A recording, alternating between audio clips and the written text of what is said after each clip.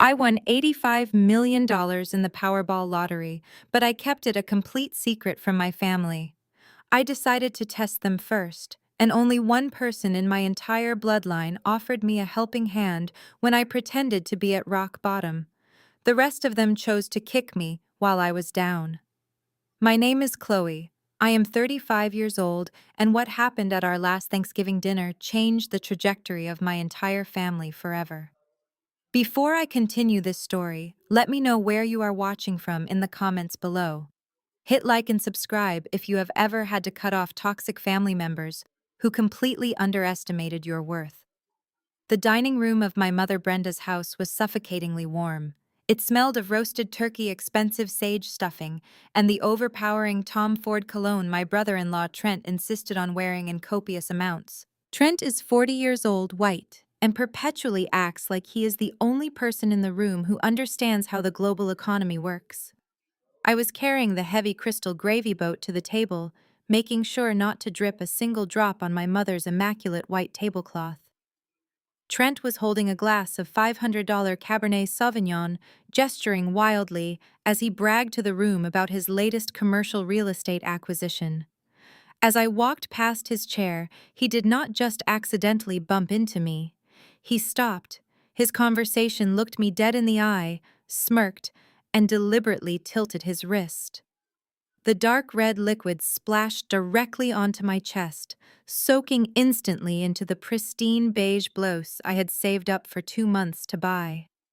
I gasped as the cold liquid stained my skin and ruined my clothes. The entire dining table went dead silent. For a second, nobody moved. Then Trent chuckled. It was a low, arrogant sound that grated against my ears. He reached into the pocket of his tailored slacks, pulled out a crumpled $20 bill, and tossed it onto the floor right by my shoes. "Clean it up, Chloe," he said, taking another casual sip from his half-empty glass. "That 20 should cover half a day of you standing in a hot kitchen kneading dough, right?" I stood frozen, expecting anyone to defend me. I looked at my mother, hoping to see maternal outrage.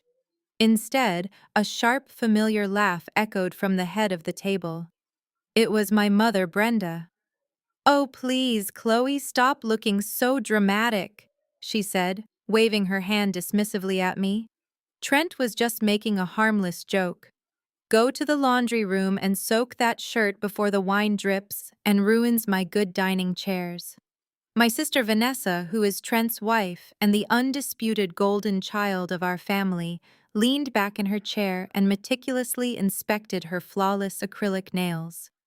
"You know, Mom," Vanessa drawled, her voice dripping with condescension. If Chloe had just finished her degree at Spelman College, instead of dropping out to cook macaroni and cheese for a living, she could afford to buy a new shirt without looking like she is about to cry over a piece of cheap fabric.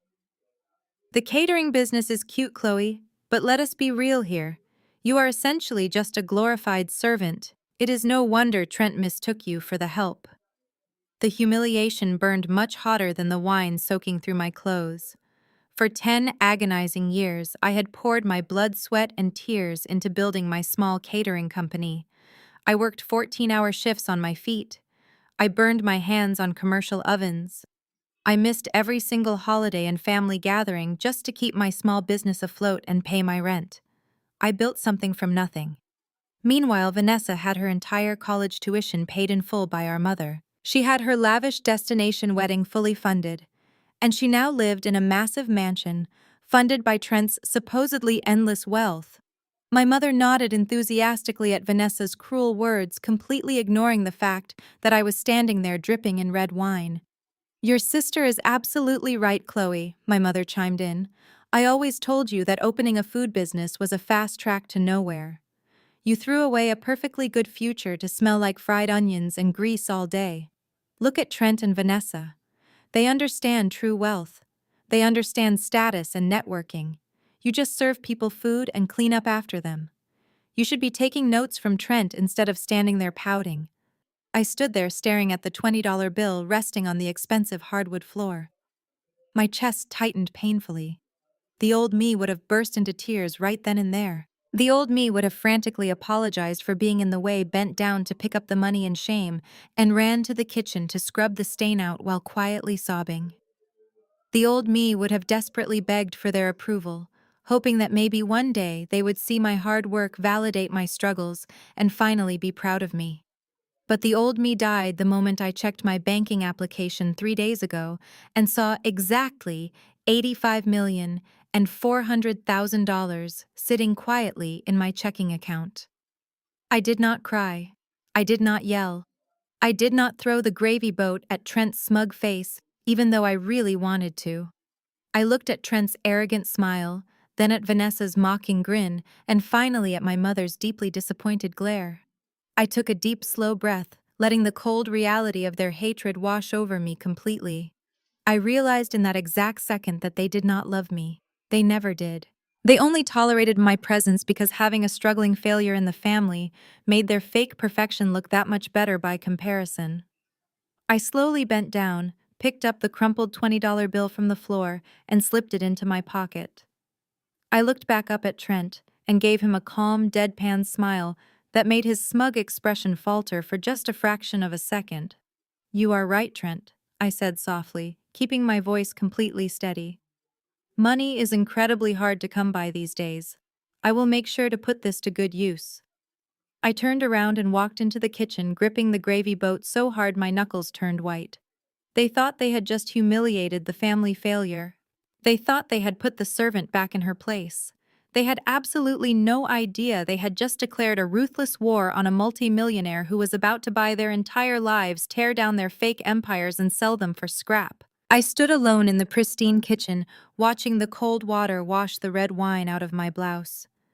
The dark stain faded into a pale pink, but the freezing coldness in my chest remained. With over $85 million sitting quietly in my bank account, I could have walked out the front door right then, bought a sprawling mansion in Beverly Hills, and never spoken to any of them again. But a lingering, foolish part of my heart wanted to know the absolute truth. I needed to know if their cruelty was just passing arrogance fueled by the holiday wine, or if they truly lacked a soul. I decided in that quiet kitchen to give them one final test. It would be a microscopic hurdle to prove if family blood actually meant anything to them when the facade was stripped away.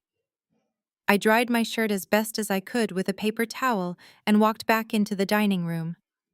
They were already eating. No one had waited for me. Trent was loudly chewing a piece of turkey, lecturing Vanessa about his aggressive stock market portfolio. The heavy mahogany table groaned under the weight of the extravagant feast, but I had lost my appetite entirely.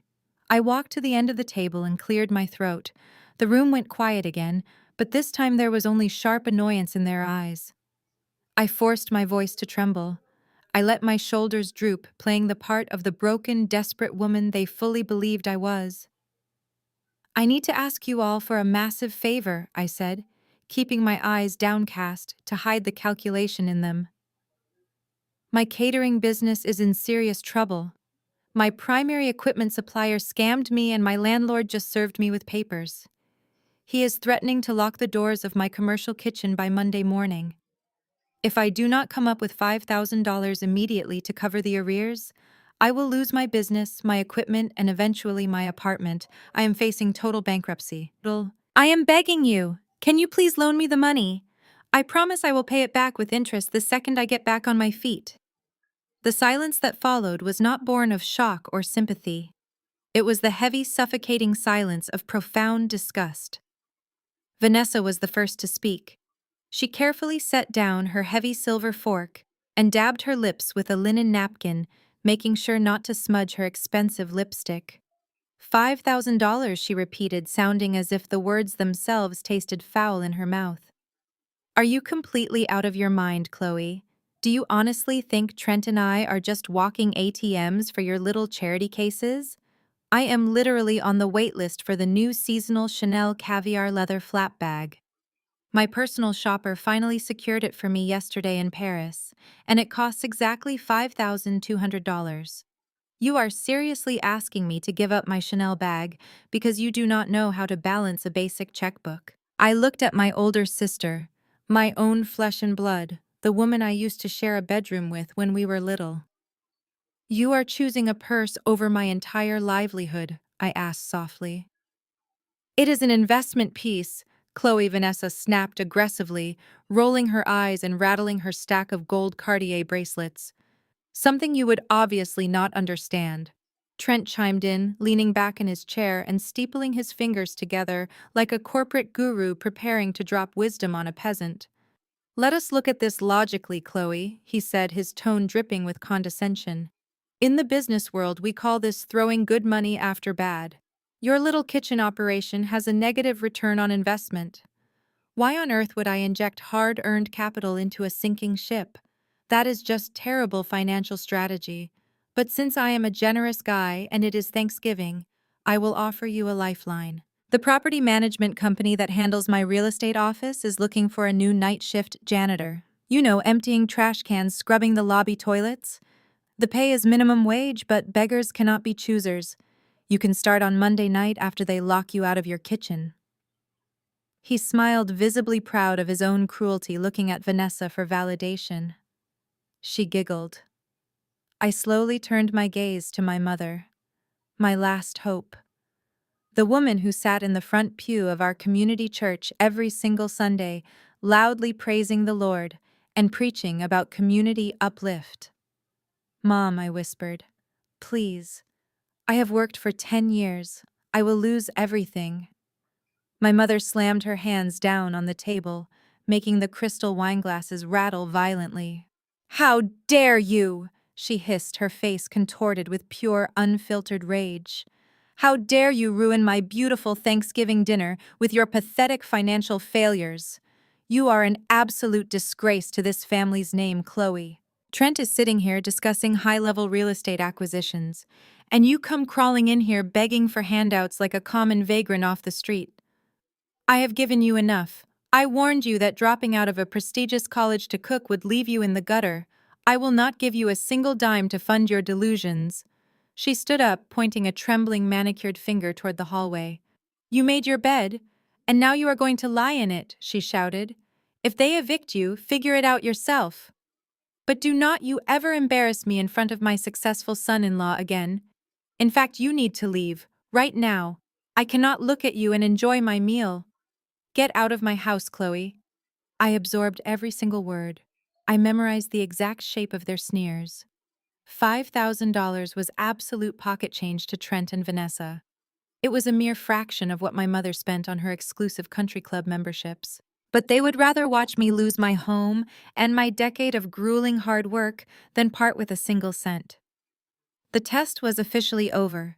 They had failed spectacularly. I did not say another word. I simply turned around, grabbed my coat from the rack, and walked out the front door into the freezing November rain. The icy rain hit my face the second I stepped off my mother's pristine mahogany porch. I pulled my thin wool coat tighter around my shoulders, but the cold had already seeped into my bones. The gravel of the long driveway crunched beneath my boots as I walked toward my battered catering van parked out on the street. They had not even let me park in the driveway because Trent claimed my rusty commercial vehicle would leak oil onto the imported paving stones. I reached for the cold metal handle of the driver's side door, my mind replaying the absolute disgust on my mother's face. Chloe, wait. The voice cut through the heavy sound of the falling rain. I turned around and saw a figure jogging down the driveway, splashing through the puddles without an umbrella. It was my cousin, Malik. He is 22 years old, the son of my late aunt, and the only person in our extended family who actually knows the meaning of hard work.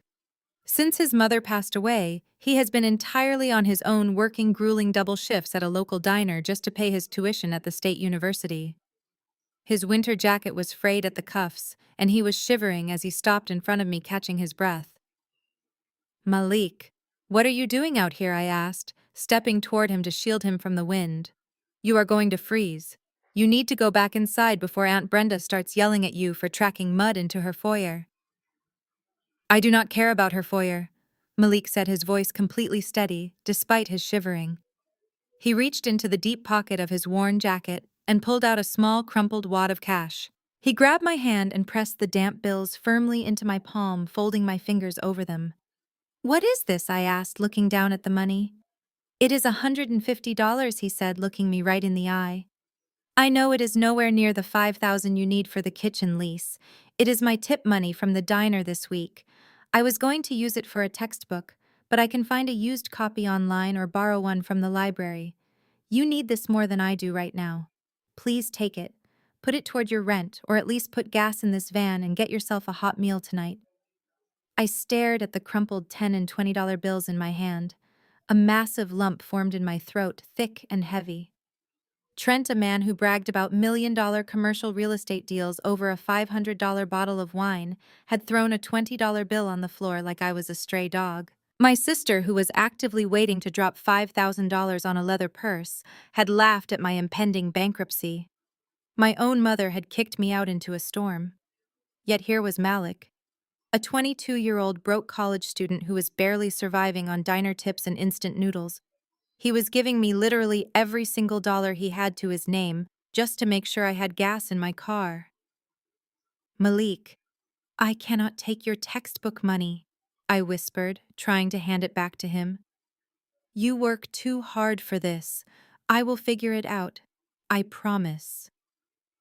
He pushed my hand away and took a step back, shaking his head.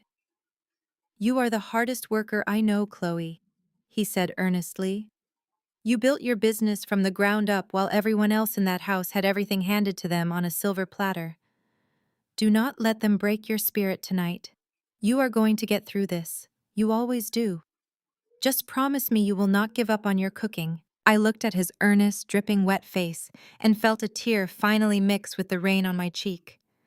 I closed my hand tightly around the money. "I promise," I said quietly. "Thank you, Malik.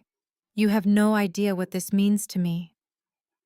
"Get home safe," he said, offering a small, encouraging smile before turning around and sprinting back up the dark driveway toward the brightly lit mansion.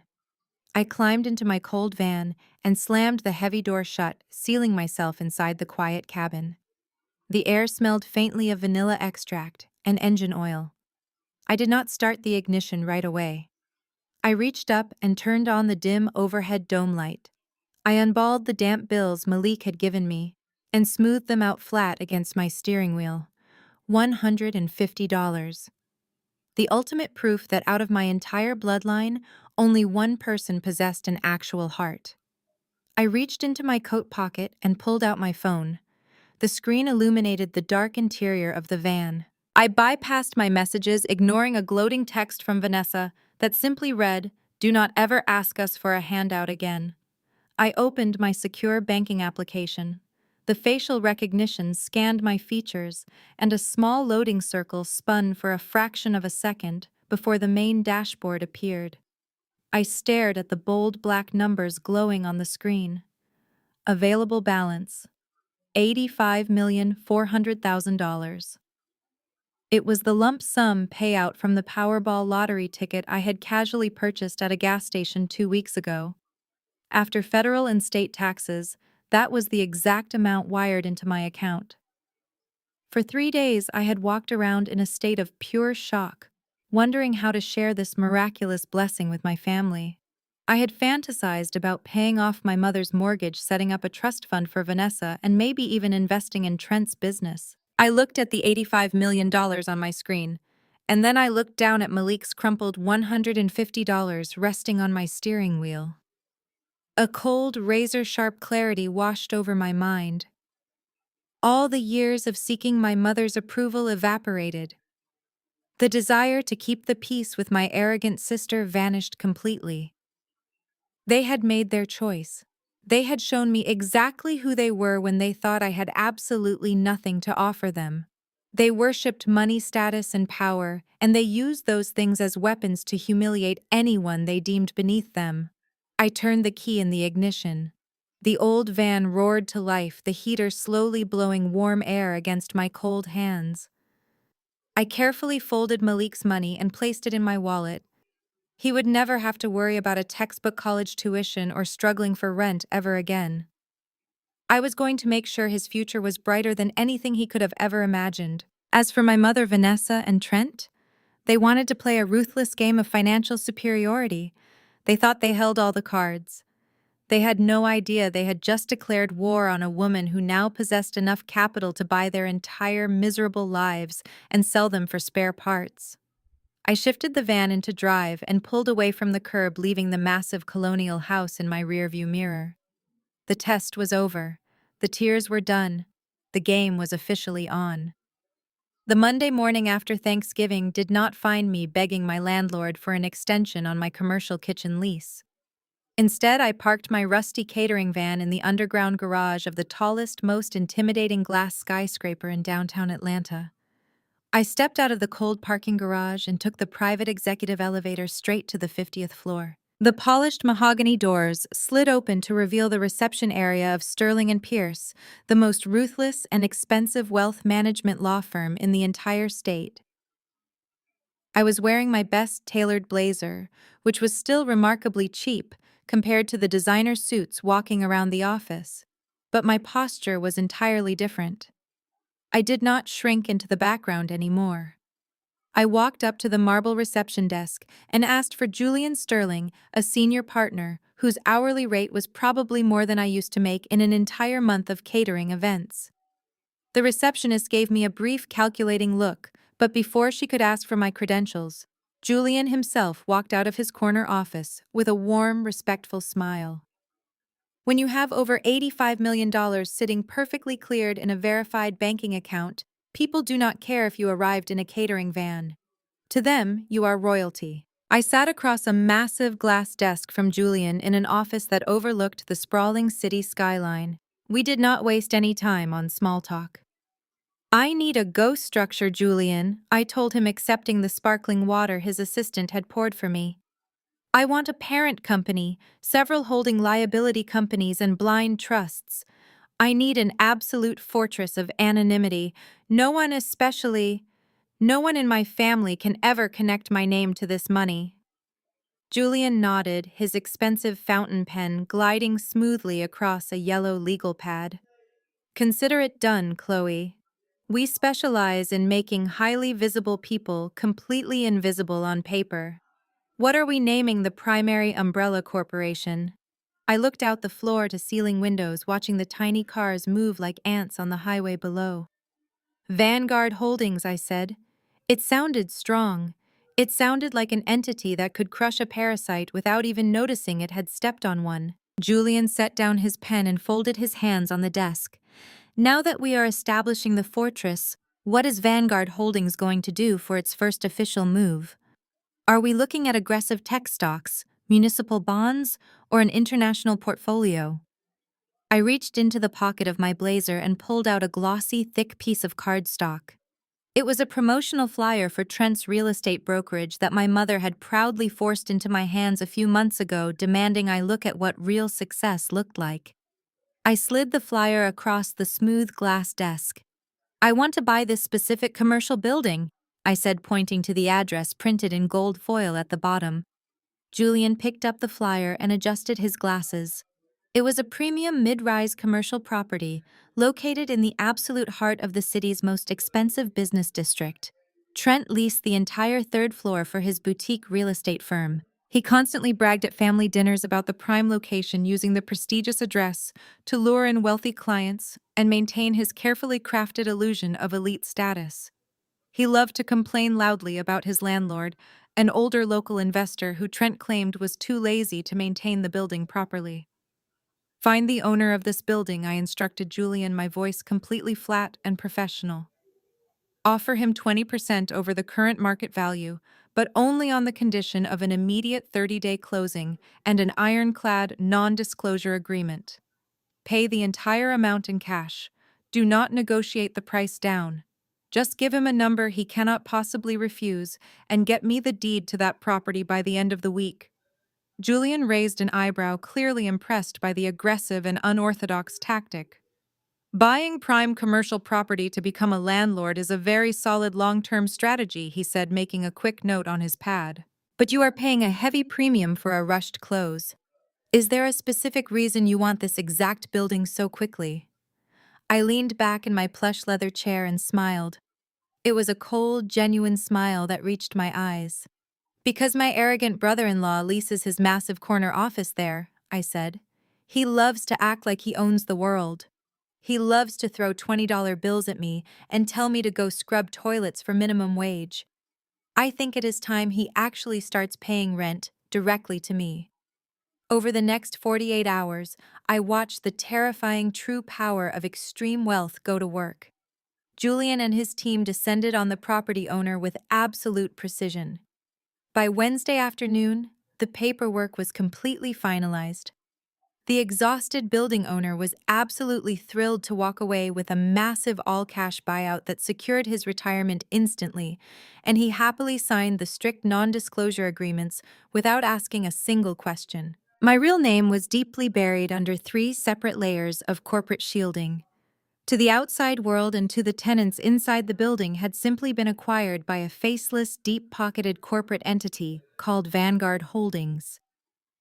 On Friday evening, I sat alone in my small, cramped apartment, staring at the thick stack of legal documents Julian had couriered over to me. The heavy parchment paper felt substantial and heavy in my hands. I ran my fingers over the official embossed corporate seals. In less than a week, my entire reality had shifted. I pictured Trent sitting in his overpriced ergonomic office chair, at that very moment probably sipping an expensive espresso and barking condescending orders at his assistants. He was completely oblivious to the fact that the very floor beneath his Italian leather shoes now belonged to the sister-in-law he had humiliated. He had mocked my small kitchen. He had told me I was nothing but a glorified servant. Now Vanguard Holdings was his sole landlord. I held his commercial corporate lease right in my hands.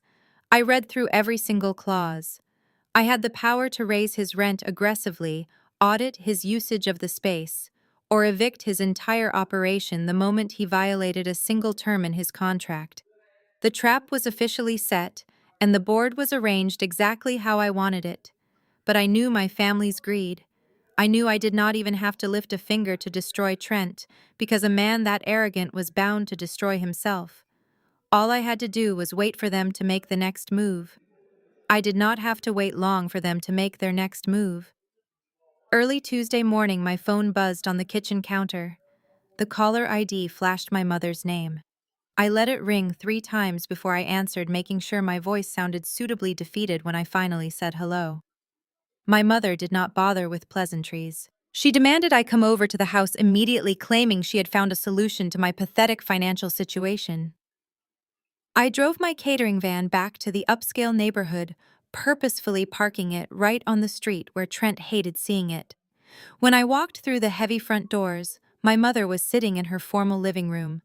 She was sipping herbal tea from a delicate porcelain cup, looking at me with an expression that perfectly mixed maternal disappointment with absolute disgust. She gestured for me to sit on the edge of the sofa, making sure I did not get too comfortable. I have been speaking with Trent about your little eviction problem. My mother began setting her teacup down on the glass coffee table. He is such a forgiving man, Chloe. Even after you embarrassed him at Thanksgiving, he is still trying to help you. We have come up with a realistic exit strategy for you. I kept my face perfectly blank, resting my hands in my lap. What kind of strategy? I asked quietly.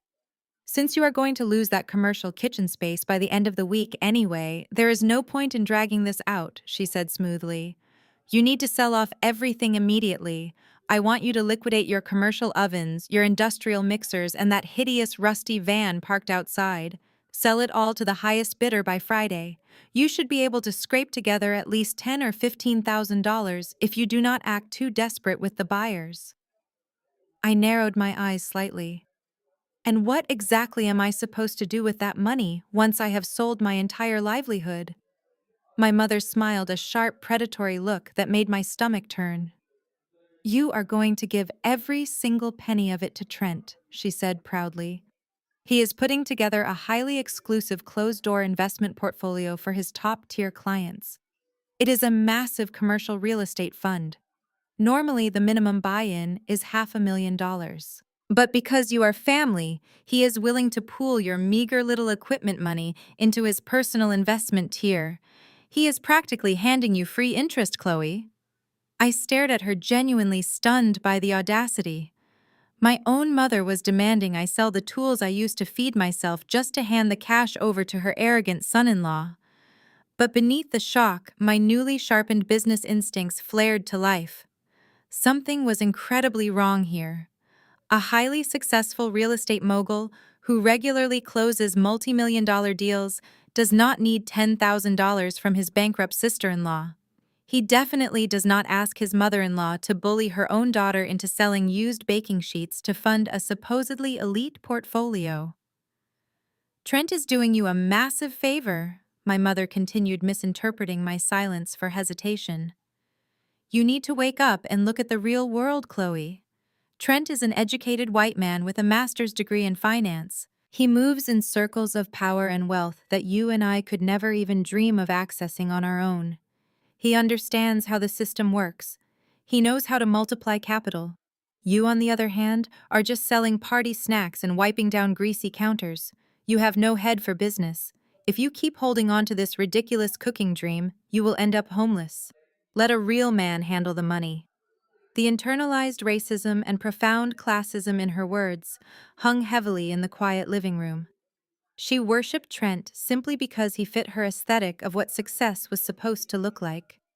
A tall, loud white man in a tailored suit who threw around buzzwords and flashed expensive watches. She was so blinded by her desperation for high society validation that she was willing to sacrifice her own flesh and blood to keep him happy. Will you be investing in this new portfolio too? Mom, I asked, keeping my tone perfectly innocent and curious. My mother puffed up her chest, looking incredibly smug. Of course I am. I am giving him a substantial amount of capital. It is called building generational wealth, Chloe. Something you would know nothing about. Now I want you to go list your equipment online right now. Do not make me regret trying to save you from your own failures. I stood up from the sofa. My mind was racing, connecting the dots at lightning speed. Trent was not building a new portfolio. Trent was aggressively liquidating the assets of the women in my family.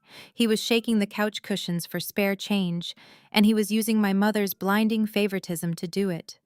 I will get right on it, Mom, I said softly, looking down at the floor to hide the sharp, predatory gleam in my own eyes.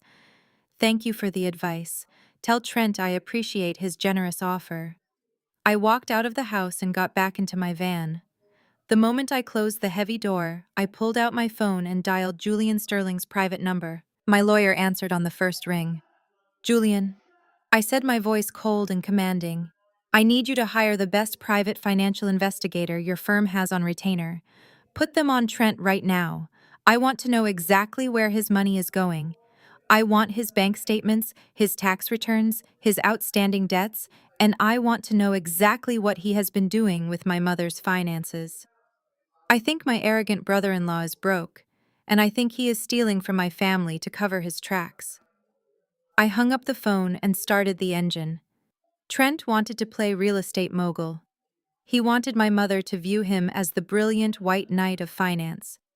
But I was about to drag all of his dirty secrets directly into the harsh, unforgiving light. 48 hours later, I was sitting back in the plush leather chair in Julian Sterling's corner office. The spectacular view of the Atlanta skyline was completely lost on me this time. My absolute focus was fixed on the thick manila folder resting squarely in the middle of his pristine glass desk. Julian was not smiling today.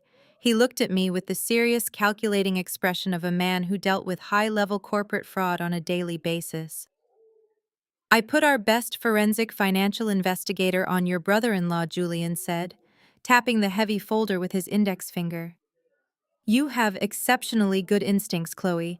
Trent is not a real estate mogul. He is not even a moderately successful broker. The man is a walking financial natural disaster waiting to happen. I leaned forward and opened the folder. The first page was a complex web of bank statements, wire transfers, and shell companies. Explain it to me plainly, I said, keeping my voice perfectly calm. Trent is running a classic Ponzi scheme, Julian stated bluntly. He has not actually purchased a single piece of commercial real estate in over 3 years. He has been targeting wealthy, financially illiterate individuals in his social circles. He promises them exclusive access to high-yield commercial portfolios, takes their capital, and uses it to fund his absurdly lavish lifestyle. To keep the illusion going, he uses the money from new investors to pay fake dividend returns to the older investors. I stared at the pages in absolute disgust. He was driving a $100,000 imported sports car, drinking $500 bottles of wine, and wearing tailored suits all paid for by stolen money. He had built his entire identity around being the financial savior of our family, the educated white genius who knew how the world truly worked. My mother practically worshipped the ground he walked on, because he represented the pinnacle of elite status she so desperately craved.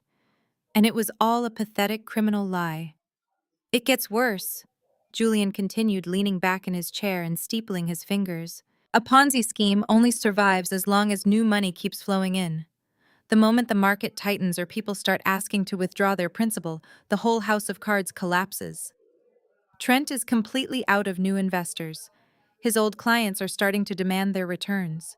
He is currently drowning in over $7 million of unsecured debt, and the private lenders he has been borrowing from are not the kind of people who politely accept late payments. He is desperate. I flipped to the next page in the dossier. My eyes landed on a familiar address. It was my mother Brenda's sprawling colonial house. The house my late father had worked his entire life to pay off in full, so his family would always have a secure roof over their heads. Attached to the property record was a massive, terrifying number. "What is this?" I asked, my blood running cold, as I traced the numbers with my finger. "That is how desperate he is," Julian said quietly. "2 months ago, Trent convinced your mother to take out a massive line of credit against the equity of her fully paid-off home. He acted as the broker. He told her it was a temporary maneuver to secure a highly lucrative commercial bid, promising to pay off the loan within 90 days, with double the interest. Your mother signed all the paperwork. She essentially handed the bank the deed to her house, and Trent immediately drained the entire cash amount to pay off a group of aggressive private investors who were threatening to sue him." The silence in the office was deafening. I felt a strange, terrifying mixture of absolute fury and hollow vindication. Just 2 days ago, my mother had sat in her formal living room sipping herbal tea and called me a disgrace. She had demanded I sell my catering equipment, the only honest way I made a living, just to give this con artist more cash. She had looked me dead in the eye and told me I was going to end up homeless because I did not understand how to build generational wealth. Meanwhile, she had blindly signed away her own home to a man simply because he wore the right suit and spoke with unearned confidence. She had mortgaged her entire future to protect the illusion of his success. If Trent defaulted on that massive loan, which he absolutely was going to do, the bank would foreclose on her house. She would be thrown out onto the street with nothing but her designer clothes and her unbearable pride. "What happens when the authorities find out?" I asked, closing the folder and looking back up at Julian. "When the Securities and Exchange Commission eventually catches up to him, he is looking at a minimum of 10 to 15 years in federal prison for wire fraud and money laundering," Julian replied smoothly. "But right now, his immediate problem is cash flow. He needs a massive capital injection just to keep the private lenders from destroying him and to stop his clients from going to the police. Our investigator flagged some activity this morning. Trent is actively shopping around for a $10 million emergency bridge loan." I sat back in my chair and took a deep breath. The pieces of the puzzle were falling perfectly into place. Trent was backed into a corner, bleeding out financially and frantically searching for a lifeline. He was trying to find a massive private investment fund willing to look the other way and hand him $10 million without asking too many questions. "Julian," I said, a slow, dangerous smile spreading across my face, "I need Vanguard Holdings to step out of the shadows. I want you to reach out to Trent's brokerage firm under the guise of our corporate umbrella. Let him know that Vanguard is a private equity firm, currently looking for aggressive high-yield debt opportunities. Julian raised an eyebrow, a knowing smirk playing on his lips. You want to be his lifeline. I do not want to be his lifeline, I corrected softly. I want to be the anvil he ties around his own neck. Offer him the $10 million he is begging for. Make the terms look incredibly appealing on the surface so his greed blinds him. But I want the collateral requirements to be absolute and ruthless. Consider it done, Chloe, Julian said, pulling a fresh legal pad toward him. What exactly are we demanding for collateral? I stood up from the chair, smoothing down my blazer. Everything I said coldly. I want him to personally guarantee the loan. I want his business assets, his remaining bank accounts, his luxury vehicles, and his personal freedom tied to this contract. When he inevitably defaults, I do not just want his company, I want his entire life. Have the contract drafted by tonight. We are going to let him dig his own grave, and then we are going to hand him the shovel. By Tuesday afternoon, the trap was officially set. Julian Sterling did exactly what I paid him to do. He reached out to Trent's struggling brokerage firm, introducing Vanguard Holdings as an aggressive private equity group looking to deploy capital quickly. As expected, Trent leaped at the bait like a starving dog. He was so blinded by his own desperation and his massive ego that he did not even question why a supposedly elite financial firm was suddenly interested in him. He just saw a $10 million lifeline dangling right in front of his face. Julian called me to review the final draft of the lending agreement before presenting it to Trent. We went over every single line of the contract. The terms we established were absolutely brutal. On paper, the interest rate was deceptively reasonable, which was exactly the shiny distraction Trent needed. But buried in the dense, heavily disguised legal jargon was the death clause. We demanded a comprehensive personal guarantee. If Trent missed a single payment, or if Vanguard discovered any fraudulent representations in his financial disclosures, we had the absolute legal right to bypass the courts and immediately seize everything. I made sure Julian listed the collateral with terrifying specificity.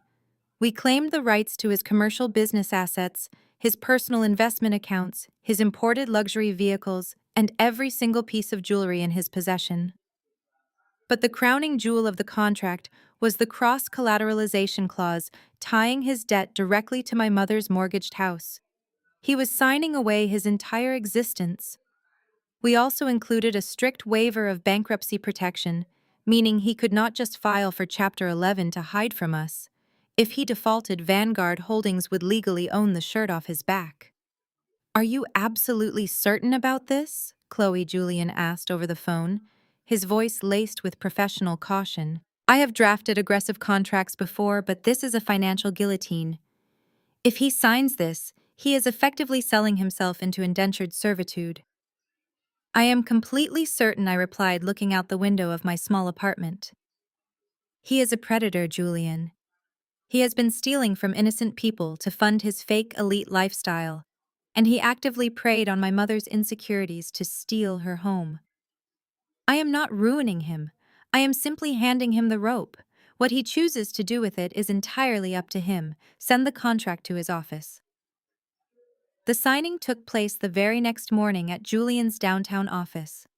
I obviously could not be in the room, but I required Julian to keep a secure conference line open so I could listen to the entire exchange.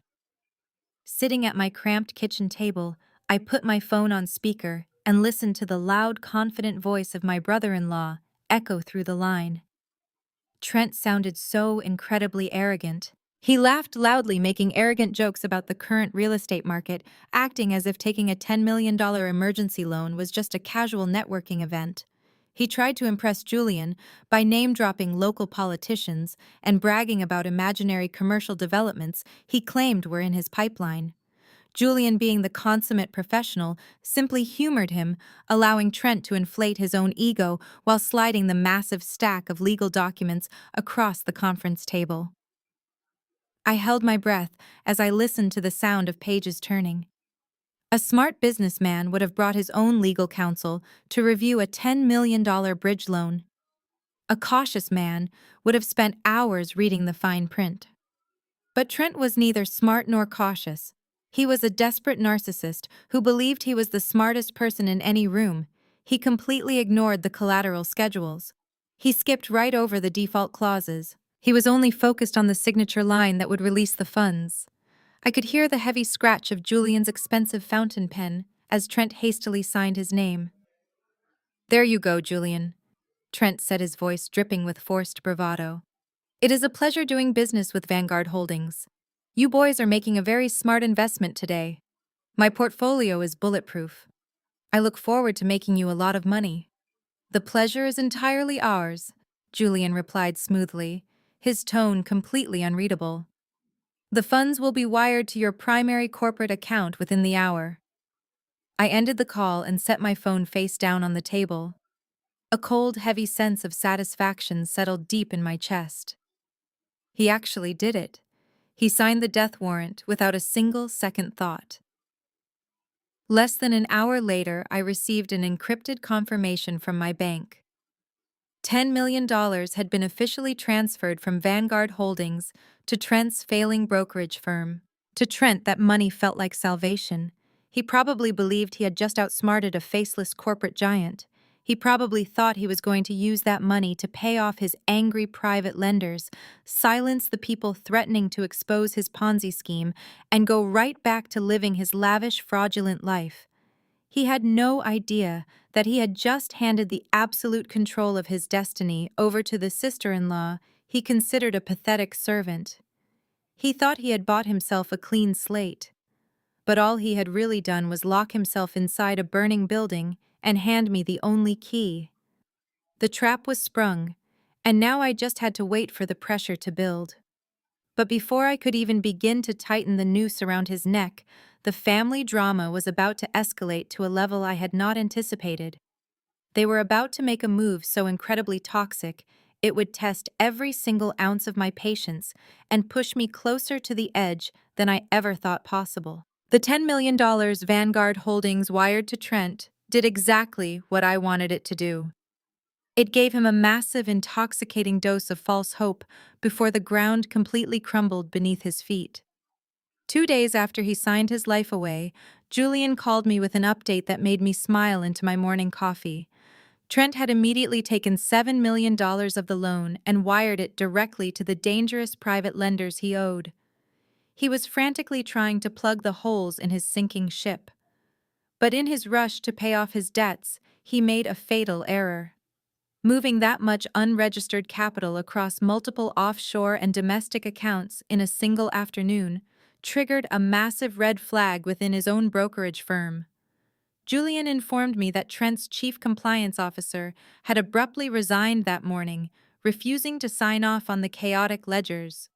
Worse yet, the sudden influx of Vanguard capital had triggered an automatic internal audit protocol. Trent was now desperately trying to hide his Ponzi scheme tracks from his own accounting department, terrified that they would report him to the Securities and Exchange Commission. His corporate accounts were temporarily frozen pending the audit review, leaving him completely devoid of liquid cash. The brilliant real estate mogul was suddenly suffocating, and the pressure was beginning to crack his carefully polished exterior. Of course, he did not tell any of this to his wife. Vanessa operated under the firm delusion that her husband was a financial god who had just closed another massive lucrative deal. She had heard him bragging on the phone about the Vanguard capital injection, and in her mind that meant it was time to celebrate. That Thursday afternoon, I was at an upscale outdoor shopping plaza, picking up specialty imported spices for a client event. As I walked past the massive glass windows of the Neiman Marcus department store, I heard a painfully familiar shrill voice echoing all the way out into the promenade. I stopped and looked through the glass. There was Vanessa standing at the designer handbag counter, dressed in a flawless silk blouse and oversized sunglasses. She was currently screaming at a terrified-looking sales associate. I pushed the heavy glass doors open just enough to hear the absolute train wreck unfolding. "I do not care what your little machine says," Vanessa shrieked, slamming her hand down on the glass display case. "Run it again! My husband is Trent Lawson. He owns half the commercial real estate in this city." There is no possible way my platinum card is declining for a measly $6,000 transaction. Your system is obviously broken. The sales associate, a young woman who looked like she was on the verge of tears, nervously slid the sleek metal card back across the counter. "I am so sorry, ma'am," she whispered. "I have run it 3 times. The bank is returning a hard decline code. It says the account is completely locked due to insufficient funds and outstanding balances. If you have another form of payment, I would be happy to try that." Vanessa snatched the card back, her face flushing a deep, embarrassed crimson as several wealthy shoppers stopped to stare at the commotion. She frantically dug into her designer purse and pulled out a gold credit card, tossing it onto the counter. "Fine use, that one," she snapped. The associate swiped it. The machine beeped a loud, harsh red. Declined. Vanessa pulled out a third card. Declined. The illusion of her endless wealth was shattering right there in the middle of the luxury handbag department. People were whispering. The security guard was slowly inching closer. I watched my sister, the woman who had mocked my catering business and told me I was nothing but a servant, hyperventilate over a leather purse she could no longer afford. She grabbed her cards, hurled a string of vicious insults at the cashier, and stormed out of the store, furiously dialing her phone. I quietly stepped behind a marble pillar, letting her march past me in a cloud of expensive perfume and pure panic. Less than an hour later, my own phone rang. It was my mother. She did not say hello. She was practically hyperventilating, her voice thick with tears and absolute hysteria. "Chloe, get over here right now. It is an absolute emergency." I drove my van back to the sprawling colonial house, mentally preparing myself for whatever absurd theatrical performance they were about to put on. When I walked into the kitchen, the scene was almost comical. Vanessa was sitting at the marble island, sobbing uncontrollably into her hands, her mascara running down her face. My mother was pacing the floor aggressively, fanning herself with a magazine. "What happened?" I asked, keeping my voice flat and completely devoid of sympathy. "It is a disaster," my mother cried out, rushing over to me and grabbing my arm. "Trent is dealing with a massive banking error. His new multi-million-dollar Vanguard deal triggered some sort of security hold, and all of his operational accounts are temporarily frozen. The bank literally locked his cards without warning." Vanessa was humiliated at Neiman Marcus today. Humiliated Chloe. She had to leave a custom bag right on the counter in front of everyone. I stared at her, genuinely astounded. "Your daughter just experienced public embarrassment over a luxury handbag, and you called me here acting like someone died. You do not understand." My mother snapped, her eyes wide with frantic desperation. "We have the annual community church banquet this Sunday. Trent and Vanessa are supposed to be the guests of honor. They are supposed to host the VIP table. Trent needs liquid cash immediately to clear the credit card holds and pay off an aggressive auditor who is threatening to ruin his business reputation over this stupid banking error. He is under so much stress, Chloe. We have to save his face. We have to protect the family image." I crossed my arms. "And how exactly am I supposed to help with that? You both made it perfectly clear at Thanksgiving that I am a broke, glorified servant." My mother stopped pacing and looked at me with a cold, terrifyingly calculating expression. "I know you do not have savings, Chloe, but you have that catering van, and you have a clean credit history because you never buy anything." My stomach turned as I realized exactly what she was about to say. "There is a title loan agency down on 8th Street," my mother continued, speaking rapidly. "They do high-interest, same-day cash loans. You just sign the title of your van over to them as collateral. They will give you $15,000 in cash today. You give that money to Trent right now so he can fix this audit mess and unlock Vanessa's cards." I stood there in absolute silence, letting the sheer, unfiltered toxicity of her demand wash over me. She wanted me to drive to a predatory lending agency. She wanted me to sign away the only vehicle I owned, the literal lifeline of my business, and take on a loan with a staggering 300 or 400% interest rate. She wanted me to risk absolute financial ruin just so my arrogant brother-in-law could bribe an auditor and my sister could go back to the mall. You want me to take out a payday loan in my own name to fund Trent's lifestyle? I asked, making sure to enunciate every single word so she could hear exactly how insane she sounded. It is just for a few days, Vanessa sobbed from the kitchen island, looking up at me with puffy red eyes. As soon as the Vanguard escrow clears, Trent will pay you back, probably with a massive bonus for helping out. You owe us this, Chloe. You owe this family. I owe you. I repeated, a cold, sharp laugh escaping my lips. I owe you nothing.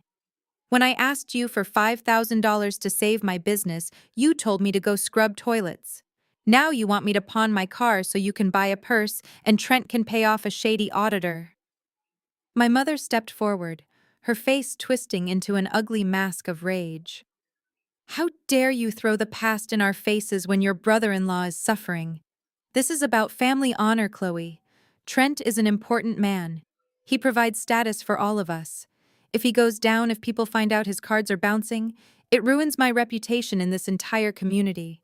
You will go down to that loan office right now, or you will no longer be a part of this family. I looked at the two of them. They were pathetic. They were drowning in the shallow end of a pool they built themselves. I did not yell. I did not argue. I just looked at my mother with dead, empty eyes. I am not taking out a loan, I said quietly, turning toward the door.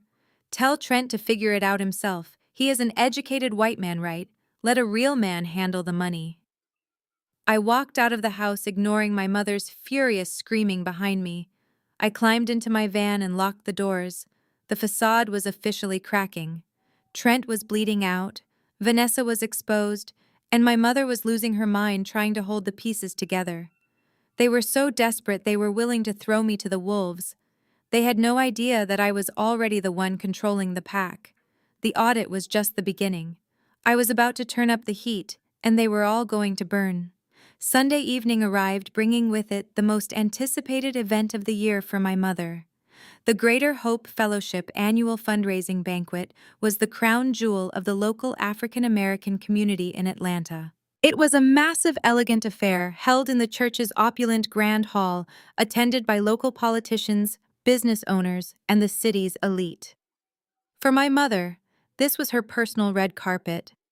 It was her yearly opportunity to parade her successful white son-in-law and her impeccably dressed golden child daughter in front of the entire congregation to prove her superior social standing. For me, it was just another grueling work shift. My catering company had been hired to provide the food for the evening, a contract I had secured at a steep discount, simply because I genuinely respected the pastor and wanted to give back to the church. I spent the entire afternoon in the hot industrial kitchen, wearing my black chef coat and a tight hairnet, directing my small staff as we prepared hundreds of plates of braised short ribs and garlic mashed potatoes. From the swinging kitchen doors, I had a perfect view of the VIP table, situated right at the front of the hall. My mother, Vanessa, and Trent arrived fashionably late to ensure maximum attention. Trent was wearing a sharply tailored navy suit, but his usual arrogant swagger looked slightly forced today. I could see the fine sheen of sweat on his forehead. He kept checking his phone under the table, his jaw tightly clenched. His bank accounts were still completely frozen by the internal audit Vanguard Holdings had triggered. He was a man walking on a financial tightrope, but he was desperately trying to act like he still owned the circus. Vanessa sat next to him, wearing a brand new designer dress she had undoubtedly purchased before her credit cards were humiliatingly declined at the mall.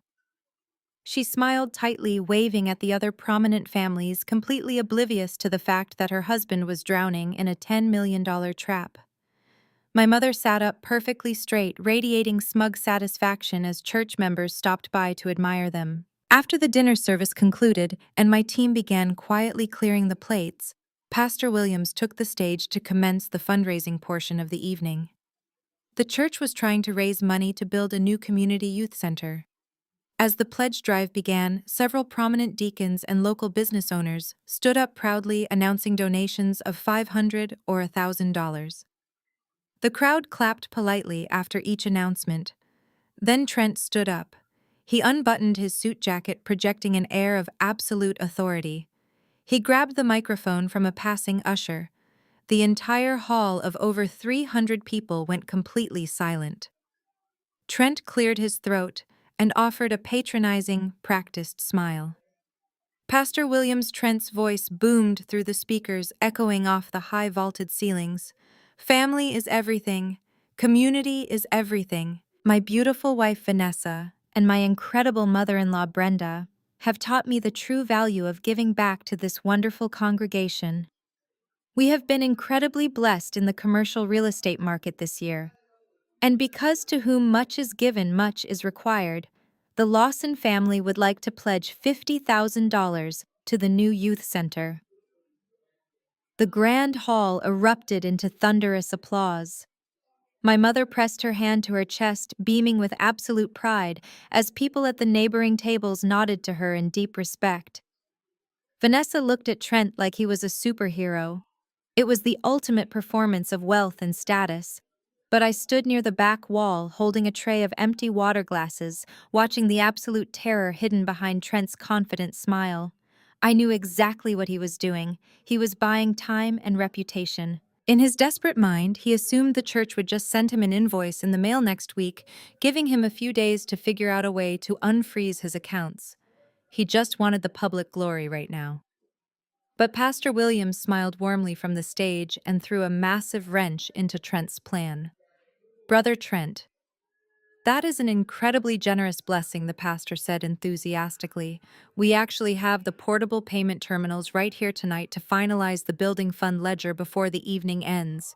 Deacon Hayes will bring the machine right to your table. Let us give God a hand clap of praise for this man's generosity. Trent's face instantly drained of all color. He looked like he had just been punched in the stomach. Deacon Hayes, a stern, no-nonsense older man, walked directly up to the VIP table holding a wireless credit card terminal. He held it out toward Trent with a polite smile.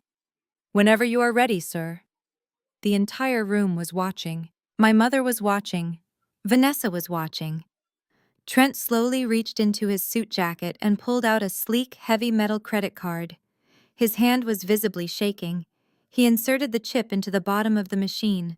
The machine processed for 3 excruciatingly long seconds. Then a loud, sharp beep echoed from the device. A bright red light flashed. "Declined," Deacon Hayes said quietly, furrowing his brow.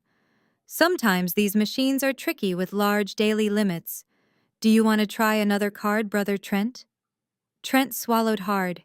He pulled out a second card, the exact same one I knew had bounced at Neiman Marcus. He inserted it. Beep, red light, declined. The applause in the room had completely died down. A heavy, awkward silence fell over the grand hall. People at the surrounding tables began to whisper. My mother's proud smile completely vanished, replaced by an expression of pure, unadulterated horror. She looked at Trent as if he had just slapped her. Vanessa gripped the edge of the table, her knuckles turning white. "Try it again." Trent snapped his voice, losing its smooth polish and cracking with panic. "Run it again. There is plenty of money in that account. Your machine is broken." "I am sorry, sir," the deacon replied, his tone turning slightly cooler. "The terminal is returning a hard code. It says the accounts are frozen due to internal holds." The whispers in the room grew louder. The illusion of the great wealthy white savior was disintegrating in real time in front of the most important people in my mother's life. Trent looked around wildly. He looked at my mother's furious, panicked face. He looked at the judging eyes of the congregation. He was cornered, humiliated, and desperate. He needed a scapegoat, and he needed one instantly. His wild eyes scanned the room and landed directly on me, standing in my black chef coat near the kitchen doors. A dark, vicious look crossed his face. He pointed his finger straight at me, his voice booming across the quiet room. "Her," he shouted, his face turning red with manufactured rage. "She did it." Every single head in the grand hall snapped in my direction. I froze, my hands tightly gripping the edges of the serving tray. My sister-in-law, Chloe Trent, yelled, stepping away from the VIP table and aggressively walking toward the center aisle so everyone could hear him. She was in the coat room earlier when I arrived. I thought I misplaced my primary wallet, but she stole it. She stole my black card. That is why my secondary accounts are locked. I had to freeze everything this afternoon because she is a thief. A collective gasp echoed through the church. Trent continued his frantic, desperate lie, leaning fully into his performance. She has been begging our family for money for weeks because her pathetic little catering business is going bankrupt. She asked me for a handout on Thanksgiving, and when I told her no, she decided to steal from me. She is a criminal. Call the police right now. Vanessa instantly jumped up from her chair, perfectly playing the role of the outraged victim. I cannot believe you, Chloe, she shrieked, pointing at me. We let you cater this event out of pity, and you steal from my husband. My mother stood up, her face a mask of absolute fury. She did not even question the logic of the accusation. She just immediately chose the side that protected her social standing. You are a disgrace to this family, my mother yelled across the room, her voice echoing off the walls. I knew you were desperate, but I never thought you would sink to common thievery. I stood completely still under the harsh chandeliers. 300 pairs of eyes were staring at me with a mixture of shock, pity, and disgust. Trent stood in the center aisle, breathing heavily, looking incredibly smug. He thought he had successfully deflected his financial ruin by throwing the poor, struggling caterer directly under the bus. He thought I would cry. He thought I would frantically deny it and look even more guilty. But I did not drop my tray. I did not shed a single tear. I just looked directly into Trent's panicked, lying eyes, and I offered him a cold, razor-sharp smile. Before I could even open my mouth to verbally destroy Trent in front of the entire congregation, another voice cut through the thick, tense silence of the grand hall. She did not steal your wallet, you lying coward. The crowd parted as Malik stepped directly into the center aisle. My 22-year-old cousin was wearing a simple, inexpensive button-down shirt and a borrowed tie, but he stood taller and commanded more respect in that moment than Trent ever could in his tailored designer suits. Malik marched straight up to the VIP table and positioned himself firmly between me and Trent, acting as a human shield. Chloe has been in the kitchen the entire evening, Malik stated, his voice ringing out clear and steady. She does not even have pockets in those chef pants. The coat room has been locked since dinner started, and the only person holding the key is Deacon Hayes. You are standing in the house of God, lying to everyone to cover up the fact that your own bank cut you off. A collective murmur rolled through the church. People started connecting the dots. Malik was absolutely right, and his undeniable logic backed Trent straight into a corner. But when an arrogant narcissist is backed into a corner, they do not apologize, they attack.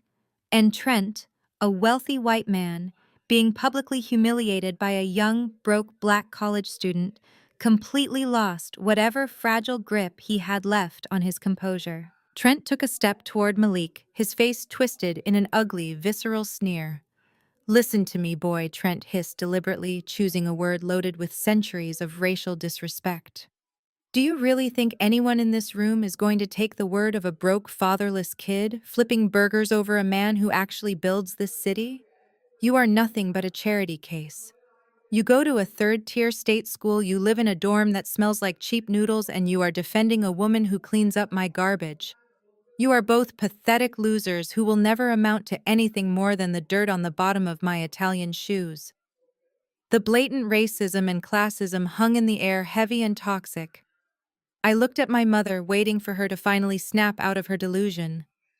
This white man had just openly disrespected her nephew, a boy sharing her own bloodline, right in the middle of a black church.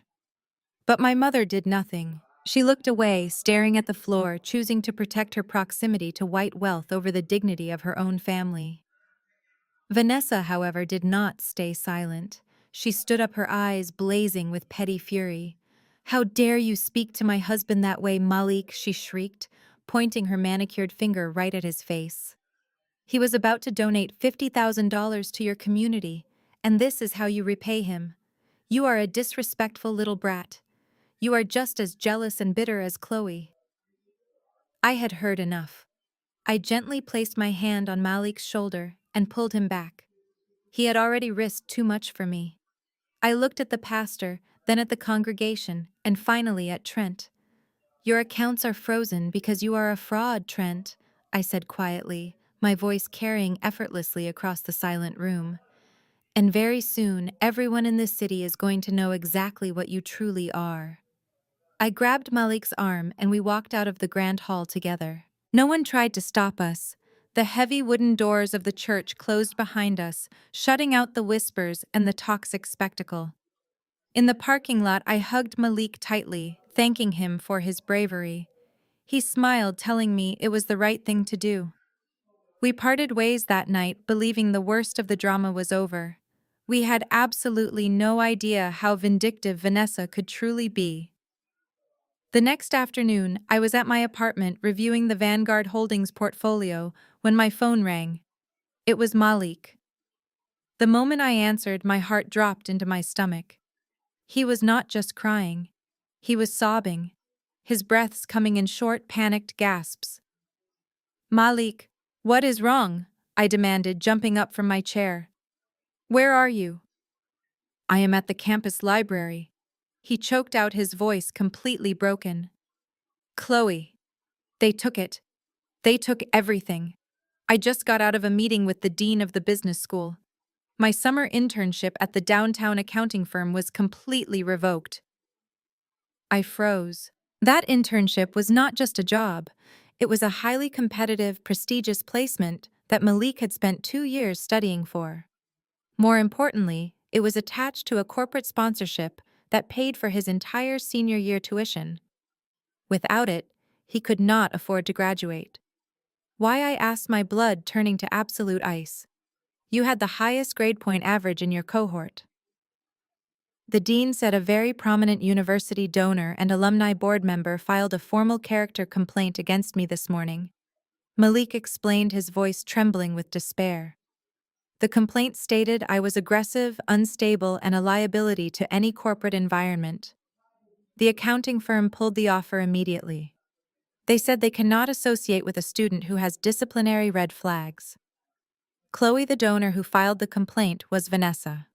I slowly sat back down in my chair. The room started to spin, replaced by a cold, blinding rage unlike anything I had ever experienced in my entire life. Vanessa had graduated from that exact same university a decade ago. She sat on their alumni advisory board and regularly attended their high society networking galas. Because Malik had dared to stand up for me and embarrass her fraudulent husband, she had weaponized her social status to completely destroy a 22-year-old kid's future. She knew he had no money. She knew he had no parents to fight for him. She knew revoking that internship meant he would be forced to drop out of college and work at a diner for the rest of his life. She did it purely out of spite. "I am going to have to pack up my dorm, Chloe." Malik whispered, the utter defeat in his voice, shattering my heart. "I cannot afford next semester. I do not know what I am going to do."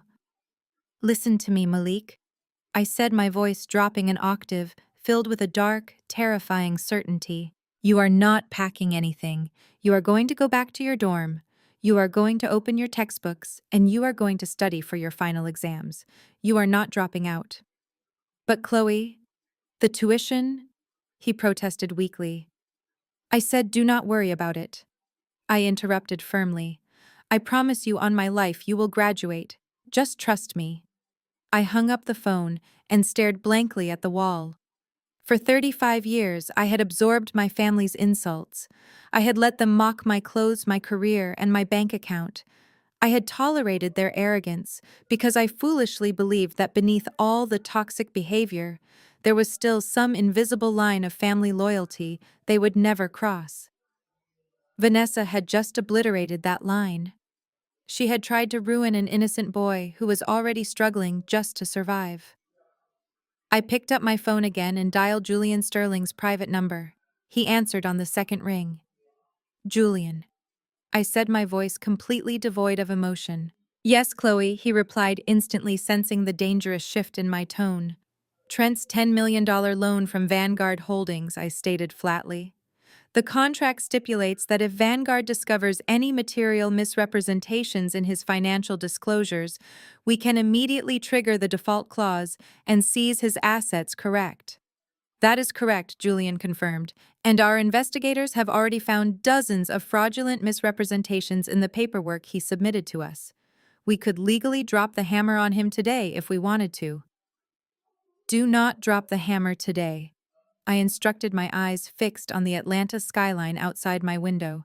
He is hosting a massive corporate gala at the St. Regis Hotel this Saturday to reassure his investors and celebrate the Vanguard capital injection. I am supposed to be in the kitchen catering it for free. I want you to prepare the asset seizure documents, draft the foreclosure papers for his business, his accounts, and my mother's house. I paused, letting a cold, ruthless smile touch my lips. Have the entire legal team put on their best suits, Julian. We are going to crash a party.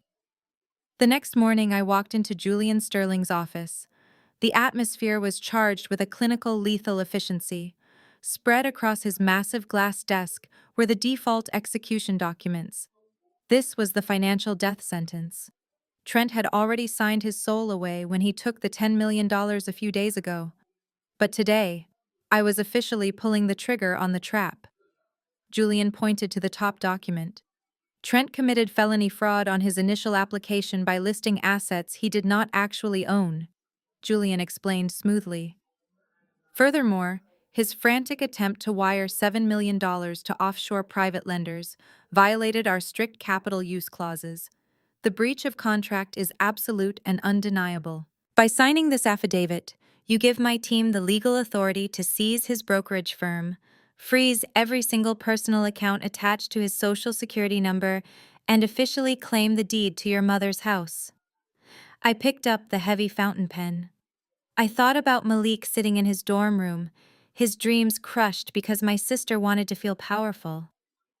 I thought about my mother willing to let me pawn my catering van for a predatory loan just to save face in front of her country club friends. And I thought about Trent, a man who built an entire empire on lies, arrogance, and the suffering of innocent people. I pressed the gold tip of the pen to the heavy parchment paper and signed my name. It was done. The guillotine was officially released, suspended just inches above Trent's neck. While I was inside a high-rise skyscraper orchestrating his absolute ruin, Trent was busy living in a complete delusion.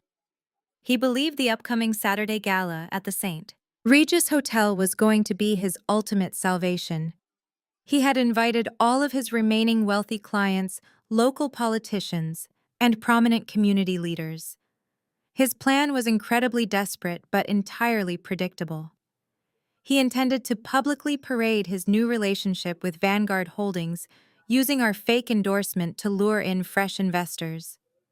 He genuinely thought he could secure enough new capital at the gala to unfreeze his operational accounts, pay off the internal auditors, and keep his Ponzi scheme alive for another year. He needed the event to look perfectly lavish to maintain the illusion of wealth.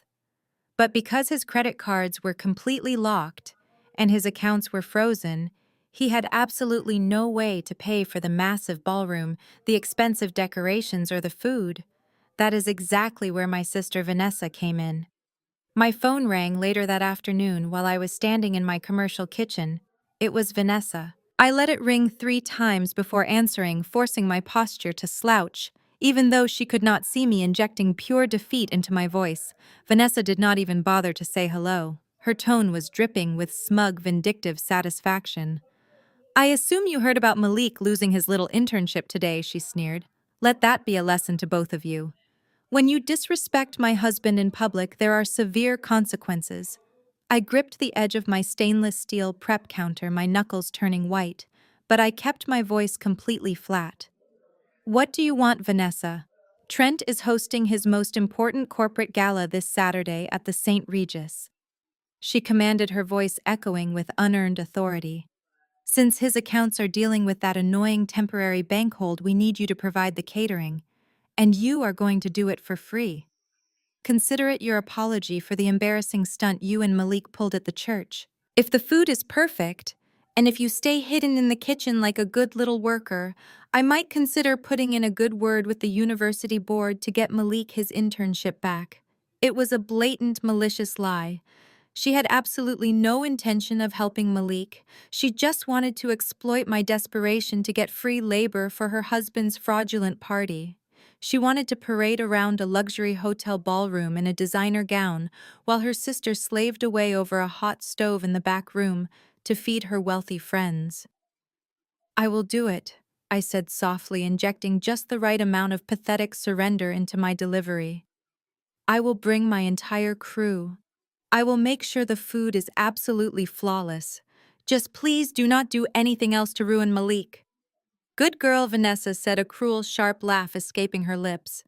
Wear your cleanest chef coat, Chloe. We have very important investors coming, and I do not want you looking like a grease stain if someone accidentally opens the kitchen doors. She hung up the phone without waiting for a reply. I lowered the phone from my ear and smiled. It was a terrifying, hollow smile that did not reach my eyes.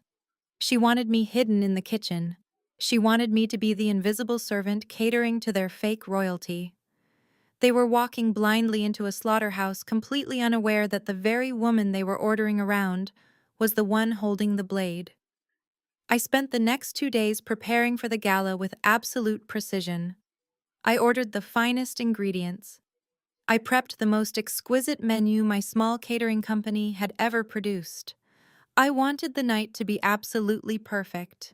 I wanted Trent to stand on that brightly lit stage looking out at his wealthy guests, tasting the fine food and feeling like he had finally won. I wanted him to reach the absolute highest peak of his arrogance and breathe a sigh of relief. Because the higher he climbed, the more devastating the impact of the fall was going to be.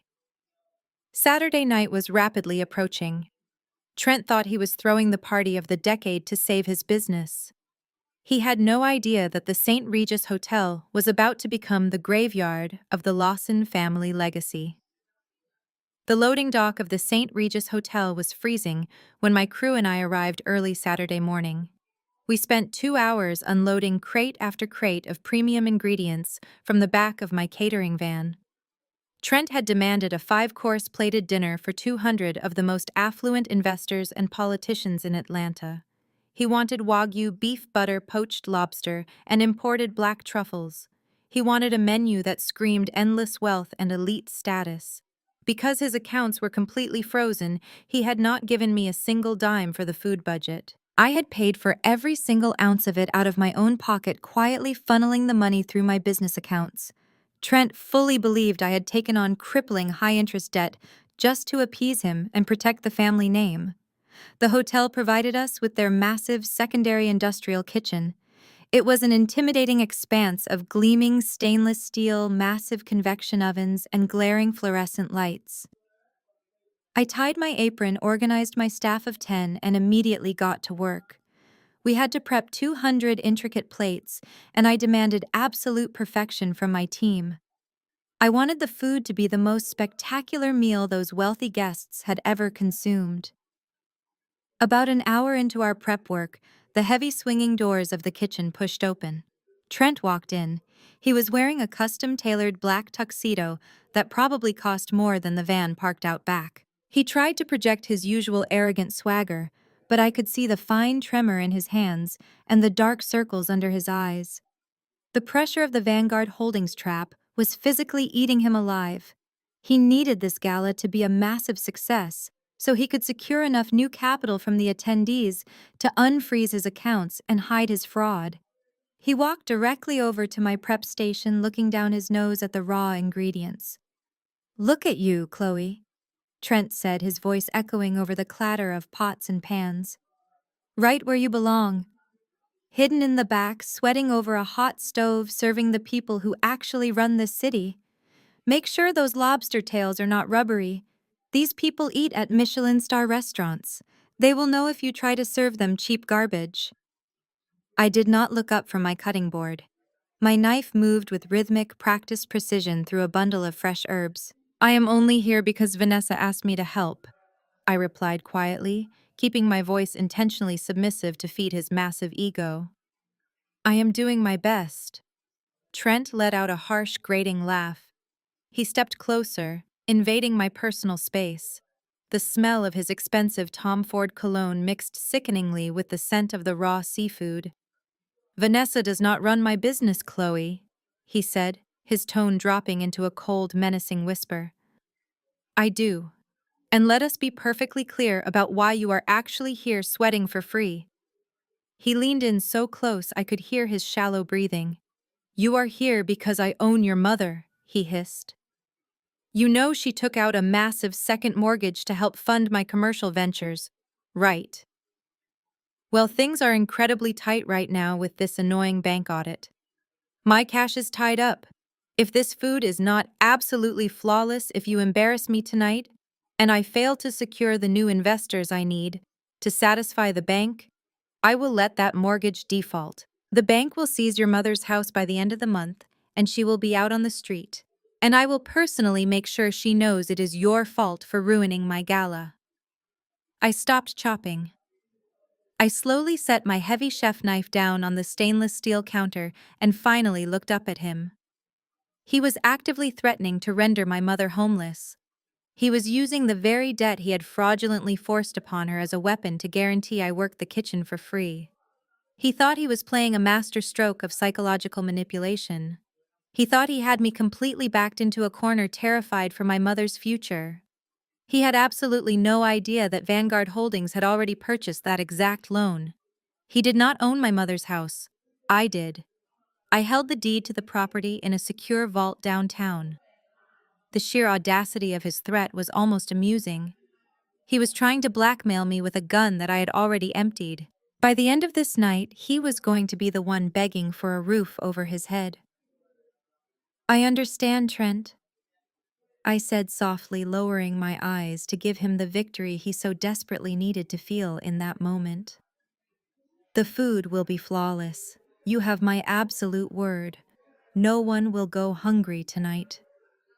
Trent smirked, clearly satisfied with my apparent surrender. He patted my shoulder condescendingly, a heavy, degrading slap against my chef coat. "Good girl," he said smoothly. "Keep your head down, keep the plates moving, and whatever you do, do not come out into the main ballroom." I told my guests the catering was being handled by a boutique French agency. I do not need them seeing my bankrupt sister-in-law wandering around in a dirty apron. He turned around and pushed through the double doors, heading back out to the opulent ballroom to greet his imaginary saviors. I picked my knife back up and resumed chopping. My hands were perfectly steady. My heart was beating at a calm, even pace. A few minutes later, Vanessa strutted into the kitchen. She was wearing a stunning floor-length emerald green gown and dripping in diamonds that were probably purchased with stolen money. She did not even look at my crew. She walked straight up to me, holding her nose slightly, as if the smell of the cooking food offended her. "Make sure the servers use the back hallways," Vanessa commanded, checking her reflection in the polished steel of the refrigerator door. "The guests are starting to arrive. The mayor is here, Chloe. Do not mess this up. And like Trent said, stay out of sight. You are just the help tonight." "I will stay exactly where I need to be," I replied evenly, not missing a single beat of my prep work. "Enjoy your party, Vanessa." She rolled her eyes and marched back out to join her husband. I turned around to face my kitchen staff. They were all looking at me, having heard the horrific way my family had just spoken to me. Some of them looked angry, others looked deeply sympathetic. They knew how hard I worked. They knew I did not deserve to be treated like dirt.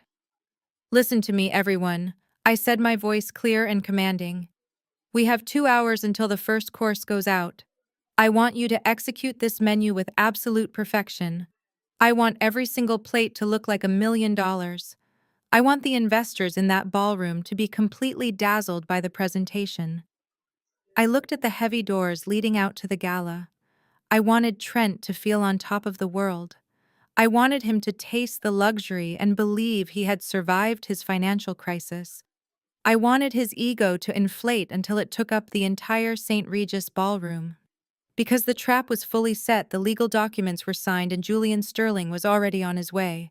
I just needed to keep Trent completely distracted until the executioner arrived. The first two courses of the evening went out with absolute military precision. My kitchen staff operated like a well-oiled machine under the harsh fluorescent lights. We sent out 200 plates of perfectly seared diver scallops with a citrus beurre blanc, followed by a delicate roasted butternut squash bisque adorned with shaved black truffles. Through the small circular windows of the swinging kitchen doors, I could see the opulent ballroom. The crystal chandeliers cast a warm golden glow over the wealthy attendees. I watched Trent working the room, shaking hands, flashing his perfectly bleached smile, and desperately trying to project the image of a billionaire real estate titan. Everything was running flawlessly until the main course prep began. We were in the middle of plating the Wagyu beef when the kitchen doors violently pushed open. Vanessa marched in, moving with a frantic, aggressive energy. The delicate illusion of her high society grace instantly vanished the second she crossed the threshold into the service area. She was sweating slightly, her diamond necklace glittering under the harsh lights, and she held an empty champagne flute in her hand. She did not come into the kitchen to check on the food. She came into the kitchen because the intense pressure of the evening was getting to her, and she needed a punching bag to make herself feel powerful. Vanessa walked directly past the busy prep stations, completely ignoring the frantic pace of the staff, and stopped right in front of my cutting board. She looked me up and down, her lip curling into a sneer of pure disgust. "Look at you," Vanessa said loudly, her voice cutting through the clatter of pans and the sizzle of the grills. "You look absolutely atrocious, Chloe. Your face is shining with grease, and that oversized chef coat makes you look like a mechanic. I specifically told you to look presentable tonight in case someone accidentally saw you. You are an embarrassment." I kept my eyes focused on the perfectly cooked piece of Wagyu resting on my board. "I am in the middle of plating a 200-person service, Vanessa," I said calmly. "Working in a commercial kitchen involves heat and physical labor. I am not here to model clothes. I am here to make sure your husband's guests actually get fed." Vanessa scoffed, waving her empty champagne glass in the air. "Oh, please do not try to make your little cooking hobby sound noble. You are flipping meat for free because you have no other choice. You are here because we allow you to be here. Do not ever forget that. You and that pathetic little cousin of ours are exactly the same. You both think you are so smart, but you are nothing but bottom feeders relying on the charity of people like Trent and me." She took a step closer, purposely invading my workspace to assert her dominance. But as she stepped forward, the sharp heel of her emerald green designer shoe clipped the edge of a rubber floor mat. She stumbled slightly, her foot dragging across a small, barely visible drop of olive oil that had splashed near the edge of the prep station. Vanessa gasped loudly, steadying herself against the stainless steel counter. She looked down at her shoe and let out a dramatic, piercing shriek. "My shoe!" she yelled, her voice echoing off the tiled walls. "Look what you did to my shoe! This is custom Italian leather, Chloe. These heels cost more than your entire rusty van." I looked down. There was a microscopic smudge on the very edge of the sole. It was absolutely nothing, a tiny mark that would wipe off with a dry napkin. But Vanessa was not actually angry about the shoe. She was angry that she was living a lie and she needed to inflict pain on someone to regain her sense of superiority. "Clean it up," Vanessa commanded, pointing her manicured finger directly at the floor. I slowly looked up at her, my face completely blank. "Excuse me." "You heard me." Vanessa snapped, her voice growing louder and more hysterical. "You run a filthy, disgusting kitchen. You ruined my shoe. Get on your knees right now and wipe it off." The entire kitchen went dead silent. The sizzling of the meat and the clattering of the plates completely stopped. 10 of my employees stood frozen at their stations, staring at my sister in absolute horror. They were working-class people, professionals who busted their backs every single day to make an honest living, and they were watching a woman dripping in stolen diamonds demand that their boss kneel on the floor like a slave. One of my sous chefs, a young woman named Sarah, could not hold her tongue. "Ma'am, you cannot speak to Chef Chloe like that," Sarah said, taking a step forward, her face flushed with anger. This is a professional kitchen. She is working hard for you. Vanessa snapped her head towards Sarah, her eyes wide with unhinged fury. Shut your mouth, you minimum wage! Nobody, Vanessa shrieked. Who do you think you are talking to? I will have you fired. I will have you blacklisted from every restaurant in Atlanta. Do not ever speak to me again. I raised my hand, instantly silencing Sarah before she could risk her own livelihood. It is fine, Sarah, I said quietly, keeping my voice perfectly steady. Go back to your station. Make sure the beef does not overcook. I turned my attention back to my sister. She was breathing heavily, a triumphant, wicked smirk spreading across her face. She truly believed she had won. She believed she had successfully broken my spirit in front of my own staff. She wanted to see me humiliated, reduced to nothing, kneeling at her feet, in the very place where I commanded respect. I reached over to the counter and picked up a clean, dry microfiber towel. I did not argue. I did not yell. I did not throw the pan of searing hot oil in her face, even though every single instinct in my body was screaming at me to do exactly that. I thought about Malik crying in his dorm room because this woman had stolen his future. I thought about my mother willing to throw me to the wolves to protect this fake empire. I slowly stepped out from behind the prep counter. I lowered myself down onto the hard tiled floor of the kitchen.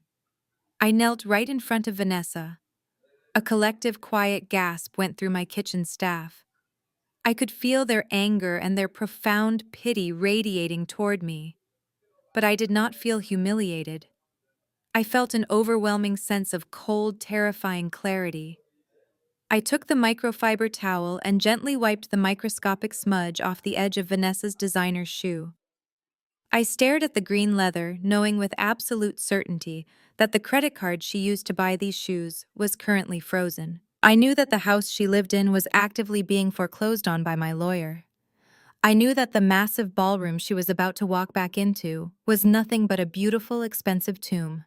She was forcing a multi-millionaire to wipe her shoe, completely oblivious to the fact that I legally owned the ground she was standing on. There, I said softly, my voice devoid of any emotion. It is clean. Vanessa looked down at me, her smile radiant with toxic satisfaction. Next time, try to keep your workspace as clean as your apologies, she sneered. Now hurry up with the main course. Trent has investors waiting and we do not have all night. She turned on her heel and strutted back out of the double doors, the heavy wood swinging shut behind her, cutting off the sound of the classical music playing in the ballroom. I stayed on the floor for just a second longer. I took a deep breath, absorbing the absolute peak of their cruelty. This was the ceiling. This was the worst they could possibly do to me. I stood up slowly and tossed the towel directly into the trash can. I turned back to my staff. They were all staring at me, waiting for me to break down or explode. I did neither. I walked back to my cutting board, picked up my knife, and looked at my team. The Wagyu needs to be plated in exactly 3 minutes. I said, my voice ringing out with absolute undeniable authority. Let us move. Give them the best meal of their lives. The kitchen roared back to life, louder and more determined than before. I began slicing the beef with surgical precision. Vanessa had gotten her moment of absolute power. She had extracted her pound of flesh. But her time was officially up. The clock had run out. I glanced up at the large digital clock on the kitchen wall. It was 8:30 in the evening. Julian Sterling was scheduled to walk through the front doors of the St. Regis Hotel at exactly 9 o'clock. And he was not coming alone. The last plate of Wagyu beef left the kitchen exactly on schedule.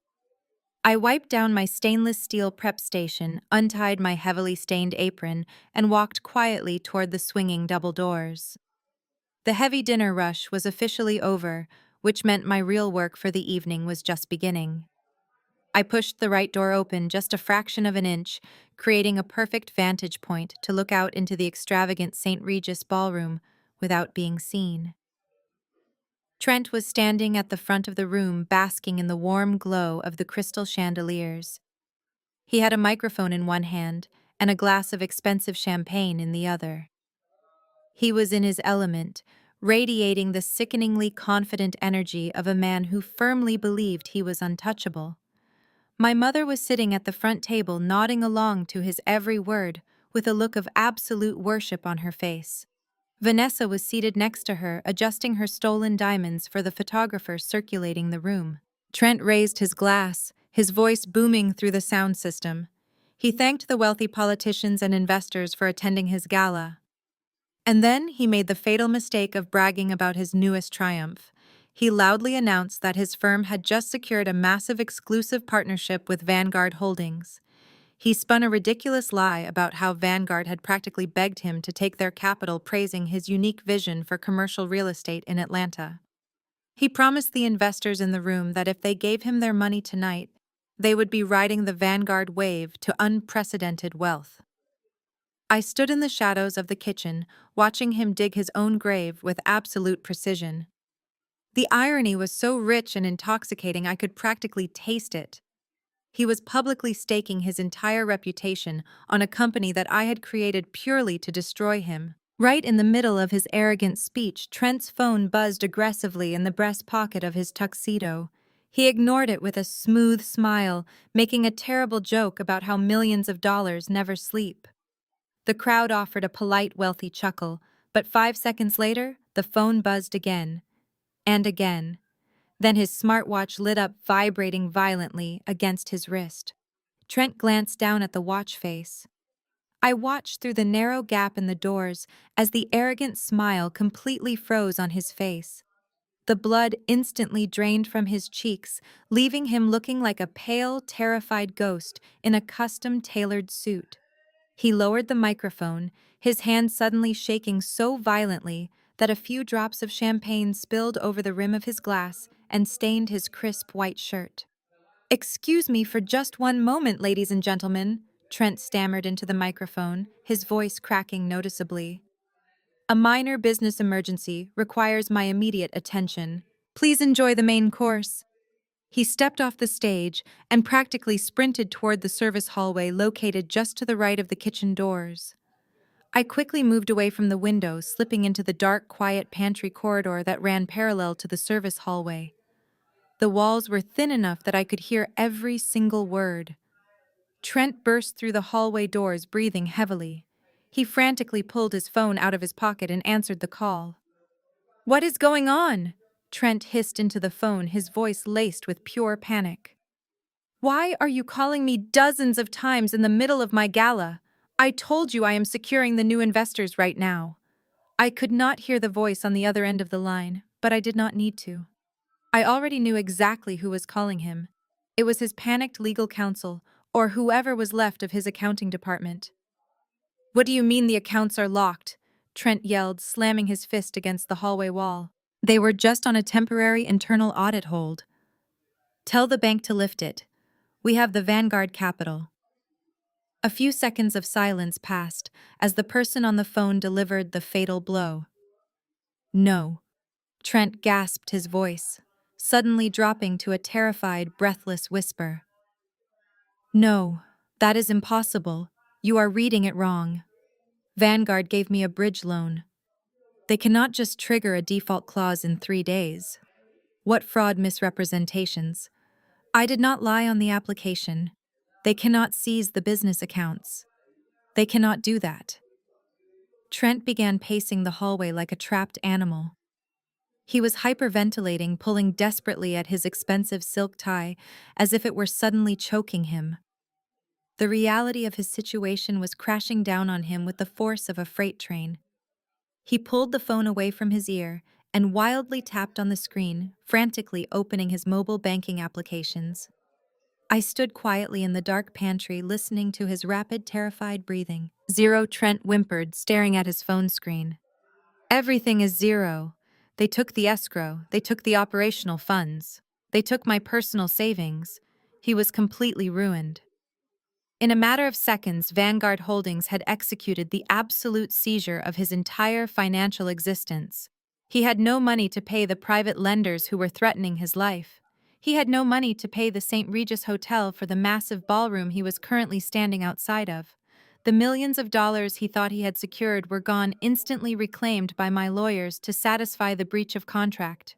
He was a fake billionaire standing in a rented tuxedo with absolutely nothing to his name. Trent, what are you doing out here? The sharp, annoyed voice of my sister Vanessa echoed down the hallway. She pushed through the doors, her emerald green gown rustling loudly. You are embarrassing me in front of the mayor, she snapped, putting her hands on her hips. You left the stage looking like you were about to be sick. Get off your phone and get back out there. We need these people to write checks tonight. Trent slowly turned to look at his wife. His eyes were wide, bloodshot, and filled with a manic, terrifying desperation. He looked at her diamond necklace. He looked at her designer dress. He realized in that exact moment that everything she was wearing was collateral. Shut up, Vanessa. Trent snarled, his voice venomous and unstable. Just shut your mouth for 1 second. It is gone. What is gone? She asked, her annoyed expression faltering slightly as she noticed the sheer terror on his face.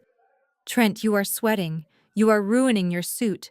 What is going on? Everything is gone, he yelled, grabbing her by the shoulders and shaking her slightly. Vanguard pulled the funding. They triggered a fraud clause. They seized the corporate accounts, the personal accounts, the car's everything. I have $0 to my name, Vanessa. Do you understand me? The bank is going to call the police. We are completely bankrupt. Vanessa stood frozen in the hallway, her mouth falling open in silent shock. The color drained from her perfectly made-up face.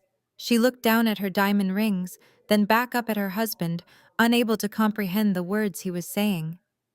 But the gala Vanessa whispered, her voice trembling. The hotel bill. The investors. There are no investors, Trent shouted, dragging his hands roughly down his face.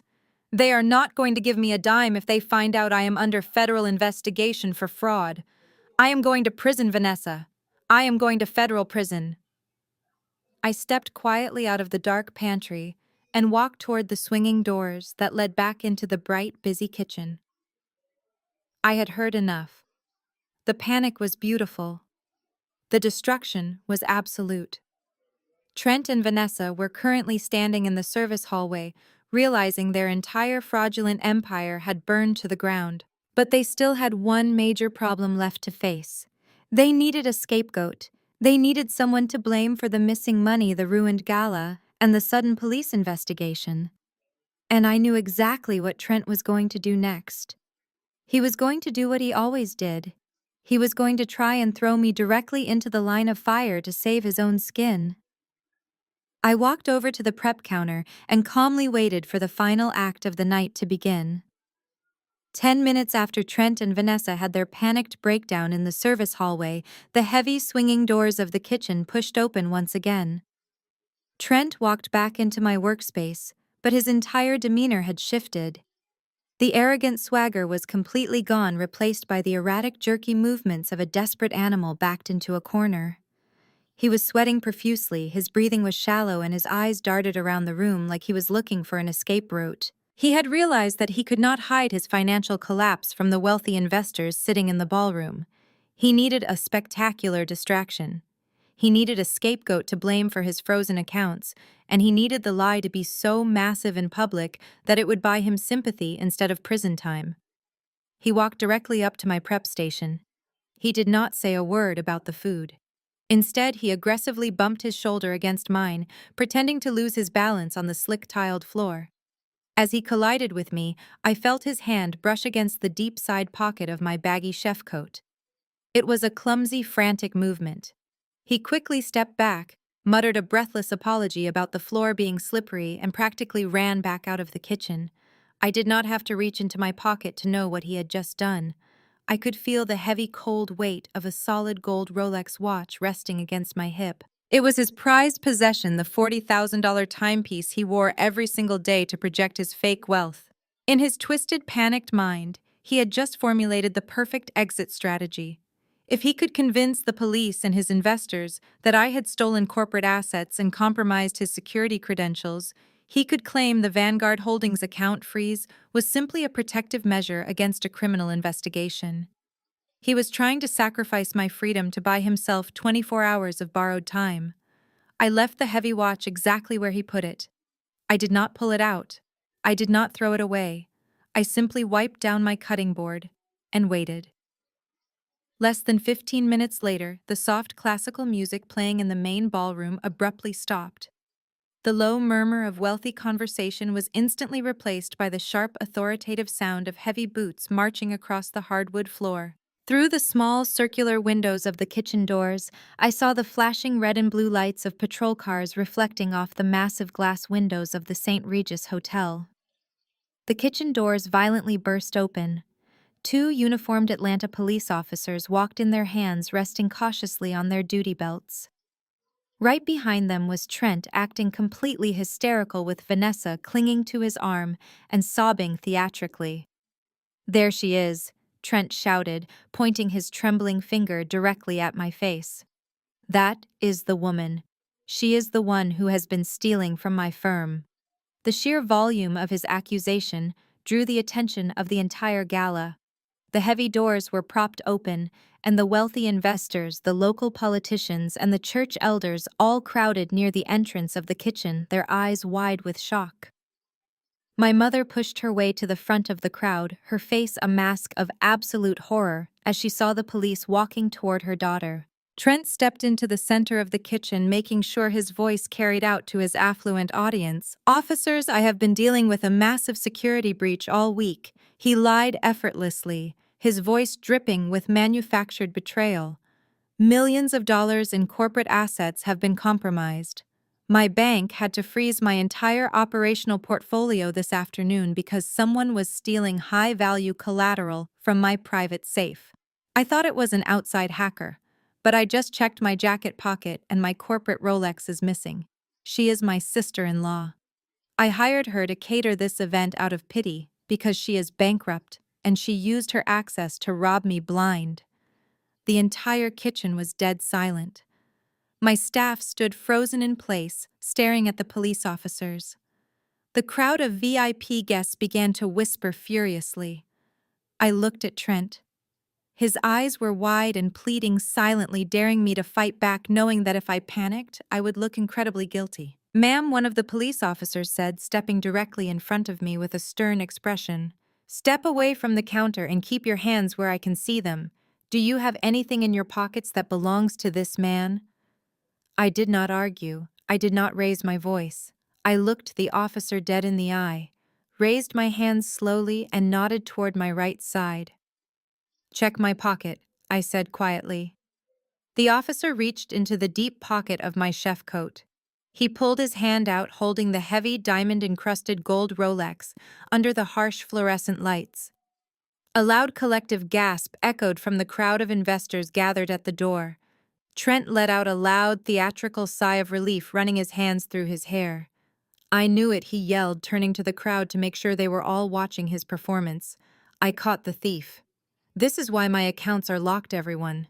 This criminal jeopardized my entire firm. Arrest her right now."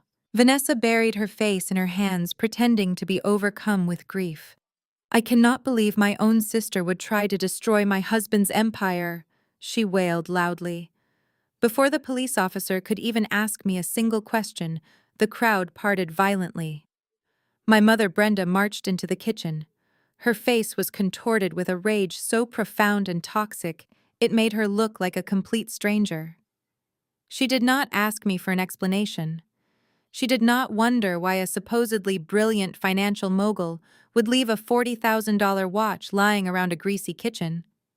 She only saw that her pristine social standing was being threatened, and she chose her side instantly. She walked right up to me, raised her hand, and slapped me across the face with every single ounce of strength she had. The sharp cracking sound of her palm hitting my cheek echoed like a gunshot in the silent kitchen. My head snapped to the side. The metallic taste of blood instantly pooled in the corner of my mouth, where my teeth had cut into the inside of my cheek. "You disgusting, jealous failure!" my mother screamed, her voice breaking with absolute fury. "You could not stand seeing Trent succeed, could you? You could not stand that your sister has a beautiful life, while you fry chicken in a rusty van. You deliberately tried to ruin this family. You are dead to me, Chloe. You are absolutely dead to me. Take her away, officers. I do not ever want to see her face again. I slowly turned my head back to look at her. My cheek was burning, throbbing with a hot, intense pain. But the physical sting was nothing compared to the absolute death of my love for her. The last remaining thread of my childhood attachment snapped right there in the middle of that commercial kitchen. She had just struck her own daughter in front of 200 strangers to protect a white man who had secretly stolen her home. The police officer grabbed my right arm, pulling it gently but firmly behind my back. "You have the right to remain silent," he recited smoothly, reaching onto his duty belt. "Anything you say can and will be used against you in a court of law." I heard the distinct, terrifying, metallic click of handcuffs being unpouched. Trent was smiling. It was a small, wicked smirk of absolute victory. He truly believed he had won. He believed he had successfully framed me, secured his alibi, and survived the night. The officer pressed the cold steel of the first cuff against my wrist. But right before the metal could snap shut, a voice boomed from the back of the crowded ballroom. It was a voice so deep, authoritative, and impossibly loud that it completely paralyzed the entire room. "I highly suggest you put those handcuffs away, officer, unless you plan on using them on the man in the tuxedo." The crowd of wealthy investors parted like the Red Sea. Trent's smug smile vanished instantly. My mother froze. The police officer paused, holding the open handcuff in the air. Walking through the center of the ballroom, illuminated by the crystal chandeliers, was Julian Sterling. He was flanked by 4 massive, unsmiling private security guards and 2 federal agents wearing dark windbreakers. He held a thick leather briefcase in his right hand. The digital clock on the kitchen wall silently rolled over to exactly 9 o'clock. The executioner had arrived. Julian stepped into the harsh fluorescent lighting of the St. Regis kitchen. The 2 federal agents flanked him, their presence completely dwarfing the local Atlanta police officers. "What is the meaning of this?" Trent demanded, trying to puff up his chest and regain his false authority. "You cannot just barge into a private catering area." Julian ignored him completely. He opened his thick leather briefcase and pulled out a stack of legally binding documents bearing the heavy seal of a federal judge. He handed the top page directly to the arresting officer. "That is an emergency federal injunction," Julian said smoothly, his voice carrying the weight of absolute authority. "My client is currently the subject of a highly classified financial operation, and you are unlawfully detaining her based on the fabricated testimony of a man currently under federal investigation for felony wire fraud." The local police officer read the document, his eyes widening as he scanned the signatures. He immediately unlocked the cold steel handcuff from my wrist and took a large step back, nodding respectfully. Julian turned to me, offering a deep, formal bow. "I apologize for the delay, Madam President," he said loudly enough for the entire crowd of wealthy investors gathered at the doorway to hear. "The final asset seizure documents are ready for your execution." The entire kitchen descended into a state of absolute paralyzed shock. "Madam President," the words echoed in the tense silence. I slowly rubbed my freed wrist, feeling the blood rush back into my hand. I reached up and unbuttoned my stained, baggy chef coat. I let it drop to the greasy tiled floor, revealing the sharp-tailored black silk blouse and designer trousers I had worn underneath. I did not look at my mother or my sister. I walked straight past Trent, who was staring at Julian with his jaw completely unhinged, looking like he had just seen a ghost. I walked out of the kitchen and directly into the opulent ballroom. The crowd of elite guests parted for me instinctively, sensing the massive shift in power. I walked up the carpeted steps onto the main stage where Trent had stood just minutes before. Julian followed right behind me, handing a small silver USB drive to the hotel's audiovisual technician. "Put it on the main screen," I commanded. The massive projector hummed to life. The beautifully animated Vanguard Holdings logo disappeared, replaced by the stark, undeniable reality of Trent's financial crimes. Massive spreadsheets highlighted bank transfers, forged tax returns, and offshore account numbers flashed across the giant screen for everyone to see. "Ladies and gentlemen," I said into the microphone, my voice perfectly steady and echoing across the silent ballroom. My brother-in-law invited you here tonight to celebrate his partnership with Vanguard Holdings. He wanted you to invest your hard-earned money into his commercial real estate fund. But as you can clearly see on the screen behind me, Trent has not purchased a single piece of real estate in 3 years. He is running a massive Ponzi scheme, and as of 3 hours ago, his entire operational portfolio is worth exactly $0. The ballroom erupted into chaos.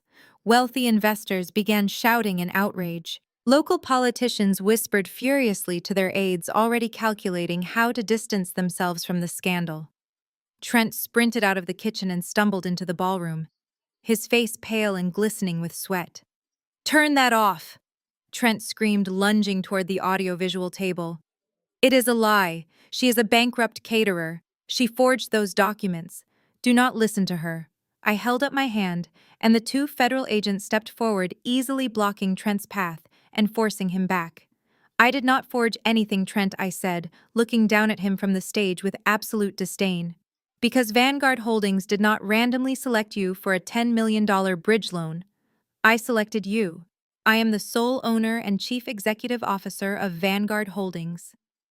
The silence that hit the room was deafening. Trent stopped struggling against the federal agents. His bloodshot eyes darted from me to Julian and finally to the massive screen displaying his forged signatures. He realized in that exact second that he had not scammed a faceless corporate giant. He had walked blindly into a trap set by the very woman he had treated like garbage. "You signed a contract with a strict death clause, Trent." I continued, my voice cold and merciless. "You committed material fraud on your application. By the power vested in my firm, I have officially triggered the default. I own your brokerage. I own your bank accounts. I own the imported car you drove here in. I even own the commercial building you currently lease for your office. You are completely liquidated." Trent's knees gave out. The arrogant, wealthy white savior of our family collapsed onto the floor of the St. Regis ballroom, sobbing hysterically and begging for mercy in front of the entire city's elite. Vanessa pushed through the crowd looking like a manic ghost. She stared at Trent crying on the floor, and then she looked up at me standing on the stage. "My diamonds," Vanessa choked out, gripping her heavy necklace. "My house. You cannot do this, Chloe. We are family. You cannot take my life away." I looked at her with absolute disgust. "You made me scrub your shoe on my hands and knees 30 minutes ago," I reminded her, my voice echoing through the speakers. "You tried to destroy Malik's college career yesterday just to make yourself feel powerful. You do not have a house anymore, Vanessa. Every single thing you own belongs to me now. You are going to have to get a job. Maybe I can write you a glowing recommendation to scrub toilets for minimum wage." As Vanessa collapsed next to her husband, crying uncontrollably and ruining her expensive makeup, my mother slowly walked up to the edge of the stage. Her face was a masterclass in rapid, desperate calculation. She had just watched her golden child lose everything, but she had also just realized that the daughter she had physically abused and alienated was actually a multimillionaire holding all the cards. "Chloe?" My mother whispered, fake tears streaming down her face. "Oh my God, Chloe, I had no idea. I am so sorry. You have to understand, I was just trying to protect the family. Trent manipulated me. He lied to me. I always knew you were destined for greatness, baby. You are my daughter. We can fix this." I stared down at the woman who had slapped me across the face just moments ago. She was not crying because she regretted hitting me. She was crying because she wanted access to my bank account. I reached into Julian's leather portfolio and pulled out a single heavily stamped legal document. "I did not lie to you, Chloe," my mother cried, reaching her trembling hands up toward the stage. "I am your mother. We share the same blood." I held the document out where the entire room could see it. "Do you know what this is, Brenda?" I asked, refusing to call her mom. She shook her head, looking up at me with desperate, pleading eyes. "2 months ago, your perfect son-in-law convinced you to take out a massive second mortgage on your fully paid-off house to fund his Ponzi scheme," I explained calmly. "He defaulted on that loan the second his accounts froze today. The bank was going to foreclose on you next week. But Vanguard Holdings bought the debt. I bought the debt. My mother gasped, a look of profound relief washing over her face. She smiled through her tears, genuinely believing she had just been rescued. You saved my house, she sobbed, pressing her hands to her chest. Oh, Chloe, thank you. Thank you for saving my home. I knew you loved me. I looked at her with dead, empty eyes. I did not save your home. Brenda, I said softly, making sure the microphone picked up every single syllable. I bought my home. You used your house as collateral for a fraudulent loan, and I am collecting the debt. You slapped me in the face and told me I was dead to you. So consider this my final act as your daughter. I dropped the legal document. It fluttered down through the air and landed right at her feet. That is your official 30-day eviction notice, I said, my voice ringing out with absolute finality.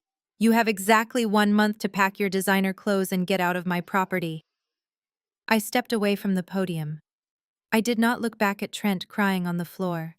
I did not look at Vanessa screaming in panic. And I did not look at my mother, who had dropped to her knees clutching the eviction notice and wailing in absolute agony as the reality of her homelessness set in.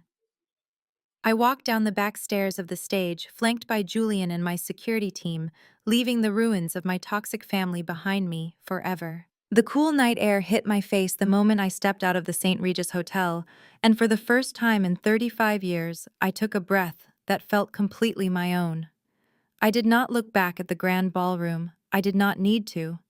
The dominoes I had carefully lined up had all fallen perfectly into place, and the destruction I left behind was absolute, permanent, and entirely justified. The legal and financial fallout over the next few months was nothing short of spectacular. Trent's catastrophic collapse became the leading story on every local news network in Atlanta. Because my lawyers at Vanguard Holdings had handed the Federal Bureau of Investigation a perfectly documented, irrefutable paper trail of his financial crimes, the federal prosecutors did not even have to work hard to build their case. The Monday after the gala, federal agents raided his leased commercial office, seizing every computer, every file, and every single asset he had falsely claimed as his own. Trent was arrested and held without bail. His high-priced defense attorneys abandoned him the second they realized his accounts were completely frozen and he could not pay their retainers. He was forced to use a public defender, a humiliating reality for a man who used to brag about his limitless wealth. The trial was incredibly brief. Faced with hundreds of counts of wire fraud, money laundering, and grand larceny, his arrogant facade completely shattered. He took a plea deal to avoid spending the rest of his natural life behind bars. The judge, an incredibly stern woman who had zero sympathy for white-collar criminals who preyed on their own families, sentenced Trent to 15 years in a federal penitentiary. The last time I saw him was on a television screen wearing a standard-issue orange jumpsuit, sobbing uncontrollably as the bailiffs led him away in handcuffs. He was no longer the brilliant, untouchable real estate mogul.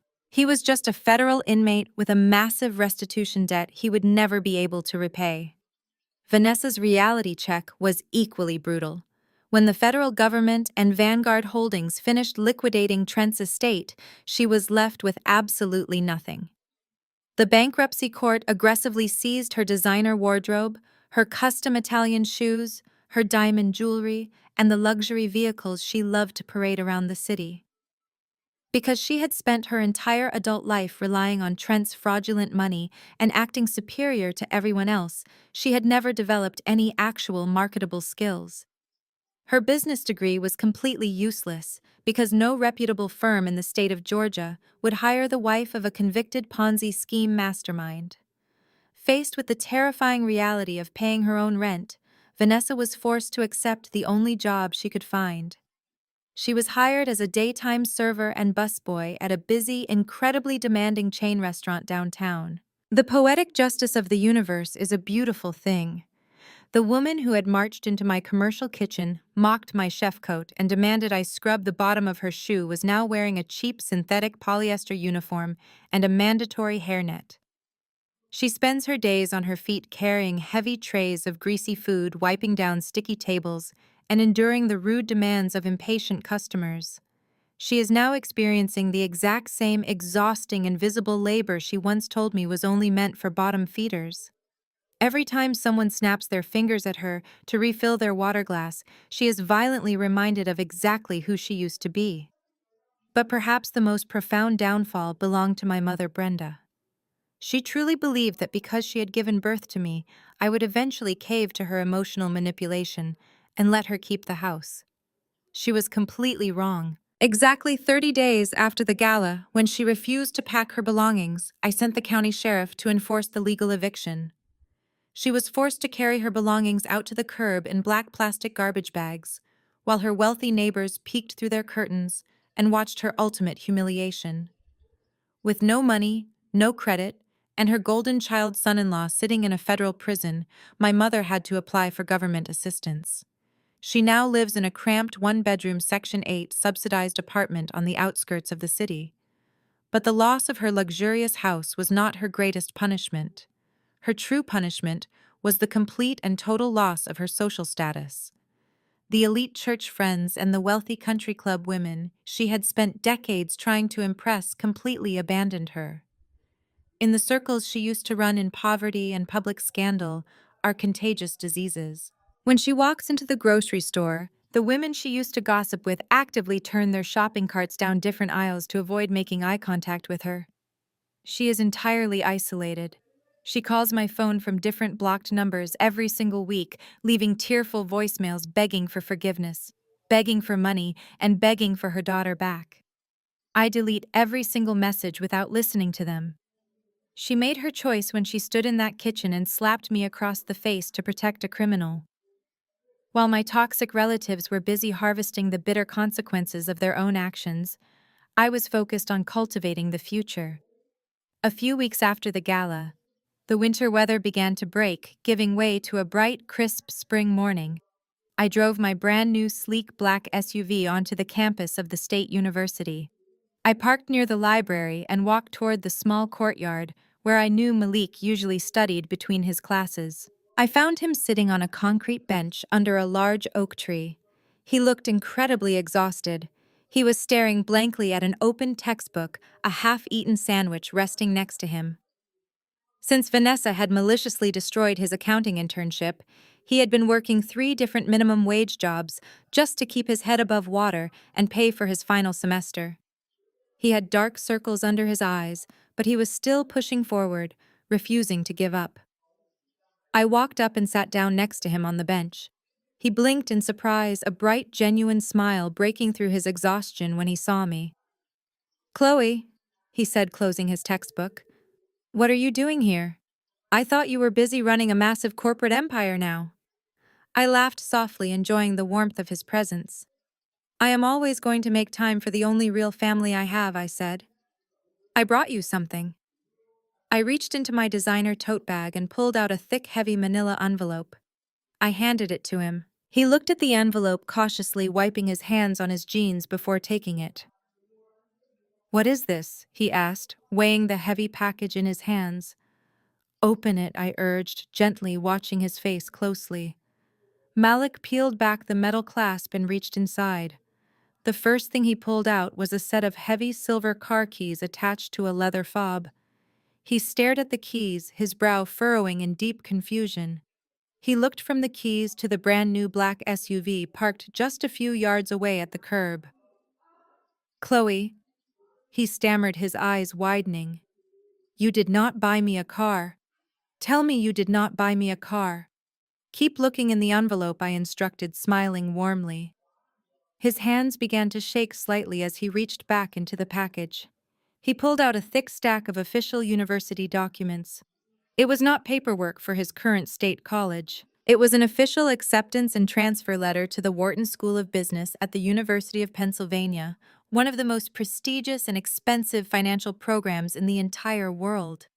Attached to the acceptance letter was a certified financial receipt from Vanguard Holdings. I read the words out loud as his eyes frantically scanned the page. "Your tuition, your housing, your textbooks, and your meal plans are completely paid for in full through the completion of your master's degree," I said quietly.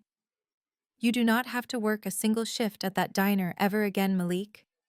You are going to go to an Ivy League school, and you are going to become the greatest financial mind this family has ever seen. Tears immediately welled up in Malik's eyes. He gripped the university papers so tightly, his knuckles turned white. Chloe, I cannot accept this, he whispered, his voice cracking with intense emotion. This is hundreds of thousands of dollars. It is too much. It is too. I do not deserve this. There is one more piece of paper in the envelope, I told him, pointing to the manila folder resting on his lap. He took a shaky breath, reached inside one last time, and pulled out a single embossed legal certificate printed on heavy parchment paper. He read the bold letters at the top of the page. Irrevocable trust certificate. He scanned down to the account balance. $5 million. Malik stopped breathing. He stared at the number, his mouth slightly open, completely paralyzed by the magnitude of what he was holding.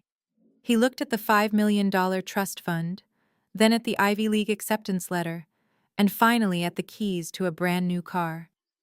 He slowly turned his head to look at me, tears freely spilling over his eyelashes and streaming down his cheeks. Why, he choked out, completely overwhelmed. Why are you doing this for me? I reached out and placed my hand gently over his. Do you remember the night I was kicked out of my mother's house in the freezing rain? I asked softly. Do you remember running down that dark driveway to find me sitting in my rusty catering van? You were struggling to pay for your own textbooks. You were working double shifts just to survive. But you reached into your pocket and you gave me $150. You gave me every single cent you had to your name to make sure I did not go hungry. A quiet sob escaped Malik's chest as he remembered that night. You did not know I had $85 million in my bank account. I continued, my own vision blurring with tears. You thought I was completely bankrupt, broken, and humiliated. But you chose to protect me anyway. That $150 was the most valuable currency I have ever received in my entire life. It bought my absolute loyalty. You showed me what true unconditional love looks like. And now I am making sure that you never have to struggle, worry, or sacrifice your dreams ever again. You are a millionaire now, Malik. Go change the world. Malik leaned over and pulled me into a fierce, desperate hug. We sat on that concrete bench under the oak tree and cried together, not out of sadness, but out of absolute, overwhelming joy. The generational curse of toxic competition, jealousy, and betrayal in our bloodline ended right there on that college campus. For 35 years, I believed that family was defined solely by the people who shared your DNA. I believed that because my mother gave birth to me, I owed her my endless submission. I believed that because Vanessa was my sister, I had to tolerate her disrespect to keep the peace. But wealth, extreme wealth, is the ultimate magnifying glass. It strips away all the polite societal rules and reveals exactly who people truly are at their core. My biological family worshipped money over humanity, and it completely destroyed them. I learned the hard way that true family is not something you are born into. True family is an active daily choice. It is the people who stand in the pouring rain with you when you have absolutely nothing to offer them but your presence. It is the people who act as your shield when the rest of the world is throwing stones.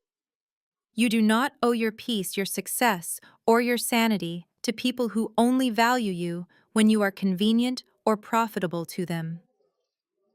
If you are watching this right now and you are exhausted from shrinking yourself to fit into a family dynamic that constantly breaks your heart, I need you to hear me clearly.